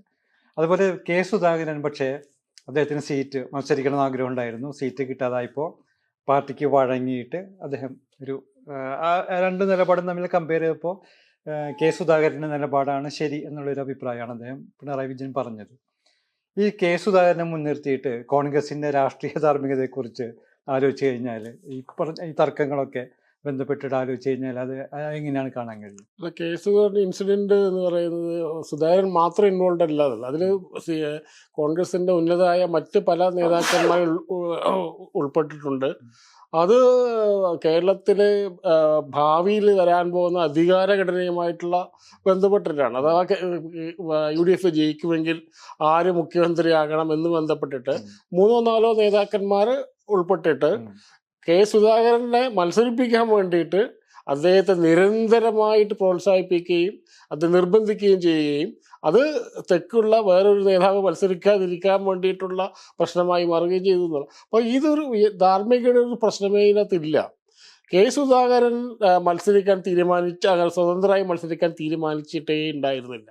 അത് പ്രഷർ ടാക്ടിക്സ് എന്ന രീതിയിൽ അദ്ദേഹം ഒന്നും പറഞ്ഞിട്ടില്ല. ഇവിടെ നേരെ ഡൽഹിയിലേക്ക് പോവുകയും അവിടെ ഇരിക്കുകയും ചെയ്തു. അപ്പം നമ്മുടെ മാധ്യമങ്ങളിലാണ് ഇദ്ദേഹം പോകുന്നു. ഈ വാർത്തകൾ മൊത്തം വന്നത് ഒരു ചാനലിൽ നിന്നാണ്. അതായത് കോൺഗ്രസിന്റെ ഒരു നേതൃത്വത്തിൽ നിന്ന് ഫീഡ് ചെയ്ത വാർത്തകളായിരുന്നു ഇത്. ഈ സുധാകരനുമായി ബന്ധപ്പെട്ട സുധാകരൻ പോകാൻ പോവുകയാണ്, ഇപ്പോൾ പത്രസമ്മേളനം വിളിക്കും, അതെ, പിന്നെ ഈ ഖാർഗെയെ വിളിക്കുന്നു, ഗുഡ് ബൈ പറയുന്നു. അങ്ങനെ വളരെ ഒരു ഗ്രാഫിക് ഡീറ്റെയിൽസ് ഇങ്ങനെ വന്നുകൊണ്ടിരിക്കുകയാണ്. എല്ലാ ചാനലുകളും ഒരേപോലെ വാർത്ത. അപ്പോൾ തന്നെ മനസ്സിലാവും ഇത് എവിടെ നിന്നാണ് വരുന്നതെന്ന്. അപ്പോൾ ഇത് സുധാകരൻ തിരിച്ചു വരുന്നു, പാർട്ടിയിൽ തുടരുന്നു എന്ന് പറയുന്നു. സുധാകരൻ മാത്രമല്ല, അപ്പം നമ്മളിപ്പോൾ സുധാകരനെ മാത്രം ഇപ്പോൾ ദീപ്തി മേരി വർഗീസ് അവർക്ക് സീറ്റ് കൊടുത്തപ്പോൾ അവർ പാർട്ടിക്ക് വഴങ്ങി. അപ്പോൾ അവരുടെയും പറയണ്ടേ. പിന്നെ അലോഷ്യസ് സേവിയർ അദ്ദേഹത്തെ രാജി പിൻവലിച്ചു. ജോസഫ് വാഴക്കൻ പോസ്റ്റർ അടിച്ചു കഴിഞ്ഞു. അപ്പൊ ഇതൊക്കെ എന്ന് പറഞ്ഞാൽ പാർട്ടി അച്ചടക്കത്തിലൂടെ കീഴടങ്ങുകയല്ല ചെയ്തത്. UDF അധികാരത്തിൽ വന്നു കഴിഞ്ഞാൽ നിങ്ങൾ സാധാരണ MLA ആയിരിക്കും. പക്ഷേ നിങ്ങൾ പാർട്ടിക്ക് ഒതുങ്ങി കഴിഞ്ഞു കഴിഞ്ഞാൽ ഈ തെരഞ്ഞെടുപ്പ് വരുമ്പോൾ നിങ്ങൾക്ക് അർഹമായ ഏതൊക്കെ പദവികൾ എന്ന് പോലും പറഞ്ഞു വെച്ചിട്ടുണ്ട്. ഏതൊക്കെ പദവികളാണ് തരാൻ പോകുന്നത്. അപ്പോൾ അതുകൊണ്ട് പാർട്ടിക്ക് വിധേയനാകുന്നു. അത് CPM അകത്ത് പാർട്ടിക്ക് വിധേയനാകുക എന്ന് പറയുന്നതും കോൺഗ്രസിൻ്റെ അകത്ത് പാർട്ടിക്ക് വിധേയനാകുക രണ്ടാണ്. ഇത് പാർട്ടിക്ക് വിധേയനായതല്ല, മറിച്ച് പ്രോമിസിന് വാഗ്ദാനങ്ങൾക്ക് വിധേയനായതല്ല. അപ്പം അതുകൊണ്ട് അതിന് വലിയ ധാർമ്മികതയൊന്നും പറയാനില്ല. ഇത് ഒരു സ്ഥാനമോഹിയും തൽക്കാലത്തേക്കുള്ള സ്ഥാനം മാറ്റിവെക്കുകയും വേറൊരു സ്ഥാനത്തിന് വേണ്ടിയിട്ട് കാത്തു നിൽക്കുകയും ചെയ്യുന്നു എന്നുള്ളതാണ്. അപ്പം പിണറായി വിജയൻ അത് പറയാൻ കാരണം അദ്ദേഹം ഉദ്ദേശിച്ചത് വേറെയാണ്. എൻ്റെ പാർട്ടിയിൽ ഇതേപോലെ ആളുകൾ ഉണ്ടായിരുന്നു. അത് സുധാകരൻ മാത്രമല്ലല്ലോ, ഇവിടെ ഗോവിന്ദനും കുഞ്ഞികൃഷ്ണ കാര്യത്തിലില്ല. കുഞ്ഞികൃഷ്ണൻ അങ്ങനെ അത്ര ഒരു ലെവലിലേക്ക് പോയിട്ടില്ല. ഐഷ പൊറ്റിയും. അതെ, ഇതിനകത്ത് പിണറായി വിജയൻ പറഞ്ഞ കാര്യം വളരെ വ്യക്തമാണ്. ജി സുധാകരൻ ചെയ്തത് ശരിയല്ലെന്നും കെ സുധാകരനാണ് മാതൃക എന്നുള്ളത്. അതിൻ്റെ ധ്വനി എന്താണ് സത്യത്തിൽ? അതായത് കമ്മ്യൂണിസ്റ്റ് പാർട്ടിയെ സംബന്ധിച്ചാലും പാർട്ടി അച്ചടക്കം എന്നുള്ളത് നമുക്ക് അത് കേരളത്തിൻ്റെ അകത്തെ ഒരു പൊതുമണ്ഡലത്തിലാണല്ലോ പിണറായി വിജയൻ ഇത് പറയുന്നത്. അദ്ദേഹം ദീർഘകാലം പാർട്ടി സെക്രട്ടറി ആയിരുന്നു. അതേ ദീർഘകാലം പാർട്ടി സെക്രട്ടറിയുടെ അനുഭവത്തിൻ്റെ അടിസ്ഥാനമാണ്. അതായത് കെ സുധാകരൻ മാതൃകയാണെന്ന് പറയുമ്പോൾ ഒരു രാഷ്ട്രീയ സംഘടനയ്ക്ക് വിധേയപ്പെടുന്നതാണ് മാതൃക എന്ന് പറയുന്നത്. എന്നാൽ വിധേയപ്പെടാതെ പുറത്തുപോയി എന്ന് വെച്ചാൽ രാഷ്ട്രീയ സംഘടനയുടെ അറിഞ്ഞോ അറിയോ അദ്ദേഹം പറയുന്ന രാഷ്ട്രീയ സംഘടന ആന്തരിക ദൗർബല്യമാണ് എന്ന് പറയുമ്പോൾ കേരളത്തിൻ്റെ സംസ്ഥാന നേതൃത്വത്തിൽ ഇപ്പോൾ ഒരു നേതൃത്വത്തിന് കീഴ്പ്പെടലും കൂടി ഉണ്ട് അതിൻ്റെ അകത്ത്. കോൺഗ്രസ് നേതൃത്വത്തിന് കീഴ്പ്പെടാൻ അംഗീകരിക്കാനും കെ സുധാകരൻ തയ്യാറായപ്പോൾ ഈ സുധാകരൻ പറ്റാതിരുന്നതിന് കാരണം ഒരു ദീർഘകാല വിമർശനം നടത്തുന്നുണ്ട്. ഈ സംസ്ഥാന നേതൃത്വം ഇതിൽ പരാജയപ്പെട്ടു എന്നുകൂടി ധ്വനി അതിൻ്റെ അകത്തുണ്ട്. കാരണം പാർട്ടിക്ക് എന്നുള്ള വിധേയാവാതെ പോകുന്നത് സംസ്ഥാന നേതൃത്വത്തിന് വേണ്ട പോലെ ഇടപെട്ട് പ്രശ്നം പരിഹരിക്കാൻ പറ്റില്ല എന്ന് പറയുമ്പോൾ ആ കെ സുധാകരൻ മാത്രമല്ല, കോൺഗ്രസിന്റെ സംഘടന മാതൃകയാവുന്നതും CPIയുടെ സംഘടനാ സംവിധാനം ഇന്നത്തെ കാലത്ത് മാതൃക അല്ലാതാവുന്നു എന്നൊരു സൂചന എൻ്റെ അകത്തുണ്ട്. എന്തുകൊണ്ടാണ് പറയാൻ കാരണം, അദ്ദേഹം ദീർഘകാലം പാർട്ടി സെക്രട്ടറി ആയിരുന്നു. പാർട്ടി സെക്രട്ടറി അദ്ദേഹത്തിന്റെ കാലത്ത് പാർട്ടി സെക്രട്ടറി അദ്ദേഹം അച്ചടക്കം കൃത്യമായി നടപ്പാക്കുകയും അങ്ങനത്തെ കാര്യങ്ങൾ ഇടപെടുകയും ചെയ്യും. കുടിയേറ്റ കാലത്ത് അനുഭവമുണ്ട്. അപ്പോൾ പരോക്ഷമായി അദ്ദേഹം വിമർശനം ഉന്നയിക്കുന്നത് കെ സുധാകരനെ കുറിച്ച് മാത്രമല്ല, ജി സുധാകരനെ കുറിച്ച് മാത്രമല്ല, നിലവിലെ സംസ്ഥാന നേതൃത്വത്തിനും കൂടിയാണ്. കാരണം അത് നമ്മൾ കാണാതിരിക്കേണ്ട കാര്യം, അതിൻ്റെ അകത്ത് പറയുന്നത് മാതൃക എന്ന വാക്ക് ഉപയോഗിക്കുമ്പോഴാണ്. കാര്യം കെ സുധാകരൻ ഒരു കാരണവശാലും CPMന് മാതൃകയായിരുന്നില്ല, പിണറായി വിജയൻ വ്യക്തിപരമായി മാതൃകയായിരുന്നില്ല. കാര്യം ഇവർ നമ്മളെ സ്റ്റണ്ട് സീക്വൻസ് വരെ അദ്ദേഹം മുമ്പ് വിസ്തീരിച്ച് നമുക്ക് എല്ലാവർക്കും അറിയാം. അവർ ഏറ്റവും അധികം പിണറായി വിജയനാണ്, കമ്മ്യൂണിസ്റ്റ് പാർട്ടിയാണെങ്കിൽ ഏറ്റവും അധികം കണ്ണൂരിൽ എതിർക്കുന്നൊരു നേതാവും വെറുക്കുന്നൊരു നേതാവും കൂടിയാണ് കെ സുധാകരൻ. അങ്ങനെ കെ സുധാകരനെ പോലെ ഒരു ഏറ്റവും ഇഷ്ടപ്പെടാത്ത നേതാവ് മാതൃക എന്ന് പറയുമ്പോൾ എവിടെ മാതൃകയാവുന്ന ഒരു കോൺഗ്രസ് സംഘടന, കോൺഗ്രസ് സംഘടന അയഞ്ഞ സ്വഭാവമുള്ള സംഘടനയും കൂടി നമുക്കറിയാം. അപ്പോൾ ആ നേതൃത്വത്തിന്റെ അനുനയ നയങ്ങൾക്ക് അദ്ദേഹം വിധേയപ്പെട്ടിട്ടുണ്ടെങ്കിൽ അതൊരു മാതൃകയാണെന്നും ഇവിടെ സംഭവിച്ചില്ലെന്നുള്ളൊരു ഖേദം കൂടി എൻ്റെ അകത്തുണ്ട്. ആ ഖേദത്തിന് ഒരു പക്ഷെ നമ്മൾ തെരഞ്ഞെടുപ്പിന് ശേഷം അതിന്റെ രാഷ്ട്രീയത്തിലേക്ക് കടക്കുള്ളൂ. ആ ഖേദം എന്ന് പറയുന്ന സംസ്ഥാന നേതൃത്വത്തിലുള്ള പരോക്ഷ വിമർശനമാണ്. കാര്യം അത് നമ്മൾ അങ്ങനെ തന്നെയാണ് അതിൻ്റെ അകത്ത് ഒരു പക്ഷേ കേഡർമാർ മനസ്സിലാക്കുക. കാര്യം ഒരു പരാജയം എൻ്റെ അകത്തുണ്ട്. കാരണം കഴിഞ്ഞ ദീർഘകാലയുടെ പിണറായി വിജയന്റെ കൂടെ പ്രവർത്തിച്ച നേതാവാണ് ജി സുധാകരൻ. അദ്ദേഹം പിണറായി വിജയനെ കുറിച്ച് നല്ല അഭിപ്രായം പറയുന്നുണ്ട്. അദ്ദേഹം വിയോജിപ്പ് രേഖപ്പെടുത്തി സംസ്ഥാന സെക്രട്ടറിയുടെ ഇടപെടലിനെ കുറിച്ച് വിയോജിപ്പ് രേഖപ്പെടുത്തി. അങ്ങനെയാണ് പുറത്തേക്ക് പോകുന്ന സംസ്ഥാനത്തിന്റെയും ജില്ലാ നേതൃത്വത്തിന്റെയും പരാജയം കൊണ്ടാണെന്നുള്ള കാര്യം എൻ്റെ അകത്തുണ്ട്. അതിലേക്ക് പരോക്ഷമായി സൂചിപ്പിക്കുക കൂടിയാണ്. അപ്പോൾ മാതൃക എന്ന വാക്ക് എൻ്റെ പ്രധാനമാണ്. മാതൃക എന്ന് പറയുമ്പോൾ കെ സുധാകരൻ മാത്രമല്ല, ഒരു സംഘടനാ സംവിധാനം കൂടി മാതൃകയാണ്, ഒറ്റപ്പെട്ട വ്യക്തിയല്ലല്ലോ. അപ്പോൾ അതൊരു ഗൗരവമായ വിമർശനം നിലനിൽക്കുന്നുണ്ട്. ഇപ്പോൾ പിണറായി വിജയൻ കെ സുധാകരൻ മാതൃകയാണെന്ന് പറയുന്നത് ഒരു രാഷ്ട്രീയ പാർട്ടിക്ക് കീഴ്പ്പെട്ട് നിൽക്കുക ഭൂരിപക്ഷ തീരുമാനത്തിന് അല്ലെങ്കിൽ പാർട്ടി പറഞ്ഞ തീരുമാനത്തിന് എന്നതിനപ്പുറം അധികാരത്തിന് കീഴ്പ്പെട്ട് നിൽക്കുക എന്നുള്ളതാണ് ഉദ്ദേശിക്കുന്നത്. ജനാധിപത്യപരമായ ഒരു സംവാദത്തിൻ്റെയും ആ ഒരു ഉൾപാർട്ടി ജനാധിപത്യത്തിൻ്റെയും ഭാഗമായിട്ടുണ്ടാകുന്ന ഒരു വ്യക്തിയുടെ സമരസപ്പെടലിനെയോ അല്ലെങ്കിൽ വ്യക്തികൾ അത് തൽക്കാലത്തേക്ക് അംഗീകരിക്കുന്ന ഇതിനെയോ അല്ല വാസ്തവത്തിൽ പിണറായി ഇപ്പോൾ പ്രതിനിധാനം ചെയ്യുന്ന മൂപ്പരുടെ പാർട്ടിയുടെ രാഷ്ട്രീയവും രാഷ്ട്രീയ രീതിയൊന്നും. അത് അധികാരത്തിന് കീഴ്പ്പെട്ട് നിൽക്കലാണ്. അധികാരത്തിന് കീഴ്പ്പെട്ട് നിൽക്കുകയും ആരാണോ അധികാരി അയാൾക്ക് ചുറ്റും വാഴ്ത്തുപാട്ടുകളുമായി കൂടി നിൽക്കുകയും ചെയ്യുക എന്നുള്ളതാണ്. വാസ്തവത്തിൽ പിണറായി വിജയൻ അത് മാതൃകയായി തോന്നിയത് അദ്ദേഹം എന്താണോ അദ്ദേഹത്തിൻ്റെ പാർട്ടിയിൽ നടപ്പാക്കുന്നത്, ഇനിയും നടപ്പാക്കണമെന്ന് ആഗ്രഹിക്കുന്നത്, അതിൻ്റെ ഒരു മാതൃകയായിട്ടാണ് കാണുന്നത്. കണ്ടോ, അത് പ്രസാദ് പറഞ്ഞതിനോട് ഞാൻ അംഗീകരിക്കുന്നു. അവന്മാരെ പോലുള്ളവർ പോലും ഇത്തരത്തിൽ പെരുമാറുന്നു. അപ്പൊ നമുക്ക് ഇത് ഇവിടെ സമ്പൂർണ്ണമായി നടപ്പാക്കാൻ പറ്റാണ്ടതല്ലേ എന്നാണ് ചോദിക്കുന്നത്. ഇപ്പൊ UDF ഏതെങ്കിലും കാരണവശാൽ UDF അധികാരത്തിലെത്തിയെന്ന് വിചാരിക്കുക, ഇപ്പൊ കോൺഗ്രസിനെ കാത്തിരിക്കുന്ന ഏതരത്തിലുള്ള ഒരു അധികാര തർക്കമായിരിക്കും. അതായത് കൃത്യമായിട്ട് പേര് പറഞ്ഞിട്ട് തന്നെ പറയുകയാണെങ്കിൽ VD സതീശനും രമേശ് ചെന്നിത്തലയും KC വേണുഗോപാലും ഇവർ മൂന്നുപേരും ഒരേ സമയം തെരഞ്ഞെടുപ്പിന്റെ ആലോചന തുടങ്ങിയ സമയത്ത് തൊട്ടിട്ട് ഈ മൂന്ന് പേരിൽ മുഖ്യമന്ത്രി പദം ചുറ്റി സുധാകരൻ എപ്പിസോഡ് പോലും അതിന്റെ ബാക്കിയാണല്ലോ. ഇതിൽ മാധ്യമങ്ങളിൽ വന്ന വാർത്ത ശരിയാണെങ്കിൽ ഈ മത്സരിക്കുന്നതിൽ ഭൂരിഭാഗം ആളുകൾ KC വേണുഗോപാലിന്റെ പിന്തുണയുള്ളവരാണ് എന്ന് പറയുന്നത്.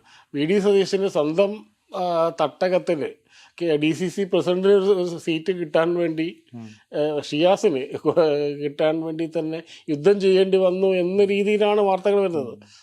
എത്രയാണോ അറിയില്ല. അപ്പോ ഇത് എത്ര പേര് എത്ര MLA-മാരുണ്ട്, അതിൻ്റെ എത്ര കണക്ക്, ഇതൊന്നും കോൺഗ്രസിന് പ്രശ്നമല്ല. ഇതിൽ ഭൂരിപക്ഷം ആർക്കുണ്ടോ അങ്ങനെയൊന്നല്ല. 40ഓളം പേര് KC വേണുഗോപാലിന്റെ കൂടെ ഉണ്ടെന്ന് പറയുന്നത്. അതൊന്നും ആയിരിക്കാം തീരുമാനിക്കുന്നത് ഹൈക്കമാൻഡ് എന്നുള്ളതാണ്. അപ്പോൾ ഹൈക്കമാൻഡ് എവിടെയായിരുന്നു ഇത്രയും കാലം എന്നുള്ളത് നമുക്ക് വലിയൊരു പ്രശ്നമാണ്. ഇത് എവിടെയാണ് സാധനം ഉള്ളത് എന്നുള്ളത് ഇതുവരെ മനസ്സിലായിട്ടില്ല. അപ്പോൾ കോൺഗ്രസ്സിന് ഇത് ചോദിച്ചൊരു ചോദ്യം ഒരു പ്രശ്നമാണ്, അത് അധികാര തർക്കമായിട്ട്.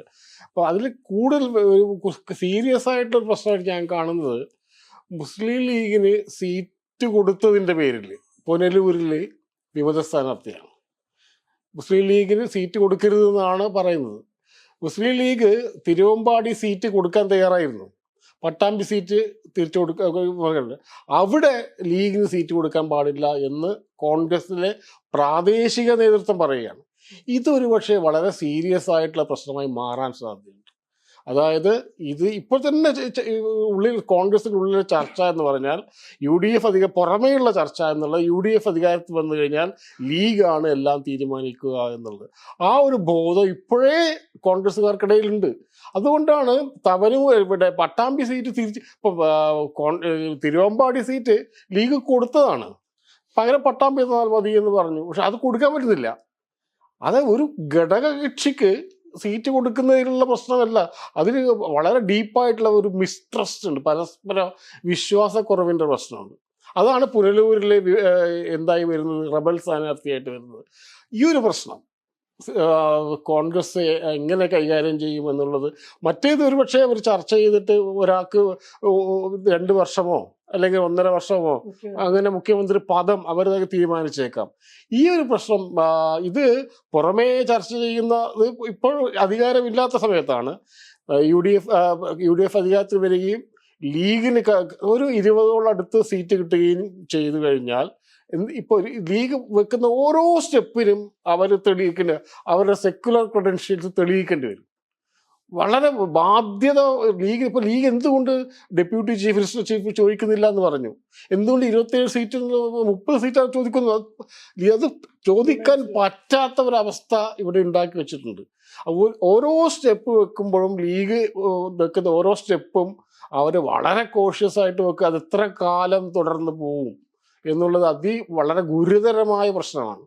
അതായിരിക്കും ഒരുപക്ഷെ യു ഡി എഫിൻ്റെ ഈ നിങ്ങൾ പറഞ്ഞ അധികാര തർക്കത്തെക്കാൾ പക്ഷെ അത് ഒരു അഡ്ജസ്റ്റ്മെന്റിൽ പോയേക്കാം. ആദ്യത്തെ വർഷം എന്നല്ല വേറെ എന്തെങ്കിലും കൊടുത്തിട്ട് ഇത് വളരെ ഗുരുതരമായിട്ട് മുസ്ലിം ലീഗ്, കോൺഗ്രസും മുസ്ലിം ലീഗും 1-2 കക്ഷികൾ തമ്മിലുള്ള പ്രശ്നമാണ്. അത് വലിയ രീതിയിലുള്ള ഒരു രാഷ്ട്രീയ പ്രശ്നമായിട്ട് അത് യു ഡി എഫ് സംവിധാനത്തെ തന്നെ അപകടപ്പെടുത്തുന്ന രീതിയിലേക്ക് പോകാനുള്ള സാധ്യതയുണ്ട്. കാരണം ഇപ്പോഴും അധികാരമില്ലാത്ത സ്ഥലത്ത് പോലും സീറ്റ് കൊടുക്കാൻ പോലും, തോൽക്കുന്ന സീറ്റ് കൊടുക്കാൻ പോലും കോൺഗ്രസ് വിസമ്മതിക്കുന്നുണ്ടെങ്കിൽ അത്രയേറെ ഒരു ട്രസ്റ്റ് ഡെഫിസിറ്റ് നിലനിൽക്കുന്നുണ്ടെന്നുള്ളതാണ്. അപ്പം യു ഡി എഫ് എനിക്ക് തോന്നുന്ന കാര്യം അത് വളരെ ശരിയാണ്. പക്ഷേ അവർ പൊതു നെഗറ്റീവ് എന്നാണ് CPM BJP നടത്തിയ നെഗറ്റീവ്. മുസ്ലിം ലീഗാണ് നാളെ ഭരിക്കാൻ പോകുന്ന നെഗറ്റീവ് കേരളത്തിൽ വ്യാപകമുണ്ട്. അതിനെക്കുറിച്ച് വളരെ കോഷ്യസ് ആയിട്ട് വളരെ സെക്യുലർ പൊസിഷൻ എടുത്താണ് മുസ്ലിം ലീഗ് പെരുമാറുന്നത്. കാര്യം അങ്ങനെ ഒരു തെറ്റായ ധാരണകൾക്ക് ഒരു കമ്മ്യൂണിറ്റികൾ തമ്മിൽ ശരിക്കും പറഞ്ഞാൽ ഒരു രാഷ്ട്രീയ പാർട്ടി വളരെ വേരുകളുള്ള ദീർഘകാലമായി കേരളത്തിൽ പ്രവർത്തിക്കുകയും അതിൻ്റെ എല്ലാവിധ തെളിവുകളും വളരെ ശക്തമായി പ്രവർത്തിക്കുകയും എല്ലാ സാമുദായികമായിട്ടുള്ള എല്ലാവിധ മാനദണ്ഡങ്ങൾ അനുസരിച്ച് പ്രവർത്തിക്കുകയും ചെയ്യുന്ന ഒരു സംഘടന ഇത് തെളിയിക്കാൻ വീണ്ടും നിർബന്ധിക്കപ്പെടുന്ന ഒരു ഇന്ത്യൻ സാഹചര്യമുണ്ട്. നമുക്കറിയാം ഹിന്ദു സാഹചര്യം. ആ സമയത്ത് നമ്മളതിനെ കാണാം. മുസ്ലിം ലീഗ് പക്ഷേ ഈ സമയത്ത് വളരെ ആലോചിച്ചും വളരെ ബഹുമാനപൂർവ്വം സംഘടനകളെല്ലാം പെരുമാറിക്കൊണ്ടാണ് ഇതിൻ്റെ അകത്ത് നിലപാടെടുക്കുന്നത്. പക്ഷെ അതിന് നമ്മൾ സ്വാഭാവികമായിട്ടും ഇതിൻ്റെ അകത്ത് സീറ്റിൻ്റെ എണ്ണം പോലെ ഇരിക്കും. കോൺഗ്രസ് സീറ്റ് തീർത്തും കുറവാണെന്നുണ്ടെങ്കിൽ സ്വാഭാവികമായിട്ടും മുസ്ലിം ലീഗ് എന്നൊരു ഘടകകക്ഷിക്ക് അതിൻ്റെ അകത്തൊരു എണ്ണം ഉണ്ടായിരിക്കും. പക്ഷേ ഒരു കോൺഗ്രസ് UDF അനുകൂലമായിട്ടൊരു തെരഞ്ഞെടുപ്പ് വിധിയാണുണ്ടെങ്കിൽ കോൺഗ്രസിൻ്റെ എണ്ണം കൂടുതലാണെങ്കിൽ സ്വാഭാവികമായിട്ടും കോൺഗ്രസിന് അപ്രമാദിത്തമുണ്ടായിരിക്കും. അപ്പം അതുകൊണ്ട് അതിൻ്റെ എന്തായാലും ദീർഘകാല അധികാരത്തിലില്ലാത്തതിൻ്റെ ഒരു അനുഭവം മുസ്ലിം ലീഗിനും കോൺഗ്രസിനും ഉണ്ട്. അപ്പോൾ ആ ഒരു പാഠത്തിൻ്റെ അടിസ്ഥാനത്തിലായിരിക്കും ലീഗ് എന്തായാലും ഒരു ക്യാരക്ടർ സ്വഭാവമുള്ള പാർട്ടി പ്രവർത്തിക്കുക. എനിക്ക് തോന്നുന്ന കാര്യം ഈ കോൺഗ്രസിനകത്തുള്ള ഗ്രൂപ്പ് വഴക്കെന്ന പ്രശ്നം നമ്മൾ ഈ തെരഞ്ഞെടുപ്പിൻ്റെ സമയത്ത് നമ്മൾ കണ്ടു. കനകോലുവാണ് കോൺഗ്രസിൻ്റെ, നമ്മൾ പറഞ്ഞ കനകോലു എന്നാണ് CPMകാരും കോൺഗ്രസ്സുകാരും തന്നെ സ്വയം പറഞ്ഞു. കനകോലു വന്നു, കനകോലിൽ ലിസ്റ്റ് ഉണ്ട്, കനകോലു അത് ചെയ്യും ഇത് ചെയ്യുന്നത്. നമ്മളെല്ലാം പ്രതീക്ഷിച്ചു കനകോലു ഭയങ്കര പൊളിറ്റിക്കൽ എഞ്ചിനീയർ ആയിക്കൂടെ വന്നിട്ട് ഭയങ്കര. പക്ഷെ സത്യത്തിൽ നമുക്കൊരു എല്ലാവർക്കും ആശ്വാസം ഇതിന് കനകോലു കേരളത്തിലില്ല. കോൺഗ്രസ് അതിനെ പഴയ സ്വഭാവത്തിലേക്ക് കാണിപ്പോൾ എന്തൊരു ആശ്വാസകരമാണ്. കേരളത്തിൽ തന സ്വഭാവം വീണ്ടെടുത്തു. അല്ലെങ്കിൽ തെലുങ്കാനയിൽ നിന്ന് വന്ന കനകോലു കേരളത്തിൻ്റെ അകത്ത് രാഷ്ട്രീയ പൊളിറ്റിക്കൽ മാനേജർ നമുക്ക് നാണക്കേടാ.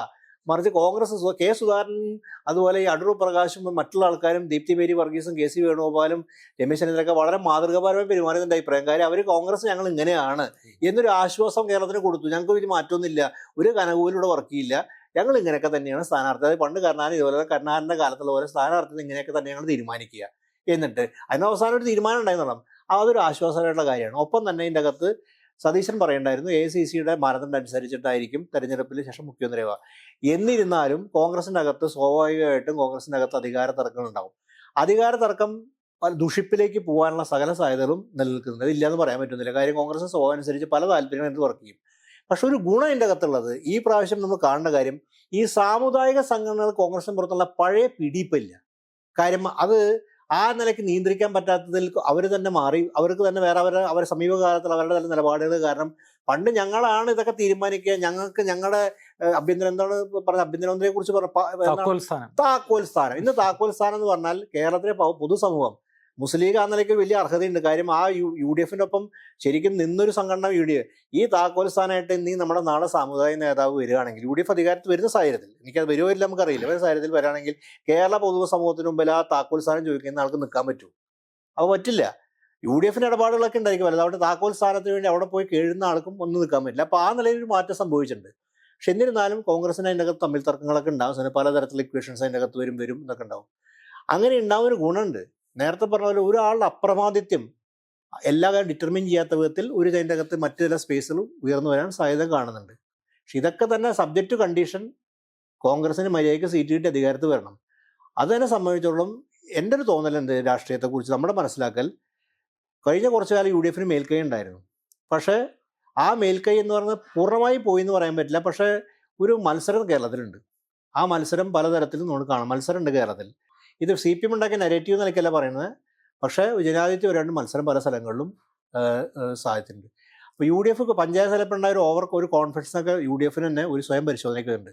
അതിന് റിസൾട്ട് എന്താണ് നമുക്ക് അറിയാൻ കിടക്കുന്നേ ഉള്ളൂ. ആ റിസൾട്ടിൻ്റെ എന്തായിരിക്കും, കോൺഗ്രസ് എത്ര സീറ്റ് ഉണ്ടായിരിക്കും, എങ്ങനെയാണ് യു ഡി എഫിൻ്റെ ഒരു സ്വഭാവം ഉണ്ടായിരിക്കുക എന്നുള്ളത്. പക്ഷെ പ്രതീക്ഷാ നിർഭരമായിട്ട് കാണണമെങ്കിൽ ഞാൻ വ്യക്തിപരമായിട്ട് നമ്മൾ നോക്കുകയാണെങ്കിൽ ഏത് ഭരണ മുന്നണിയാണെങ്കിലും അത് യു ഡി എഫ് ആയിട്ട് LDF ശക്തമായ പ്രതിപക്ഷം ആണ് ജനാധിപത്യത്തിൻ്റെ അടിസ്ഥാനം ഞാൻ വിശ്വസിക്കുന്നു.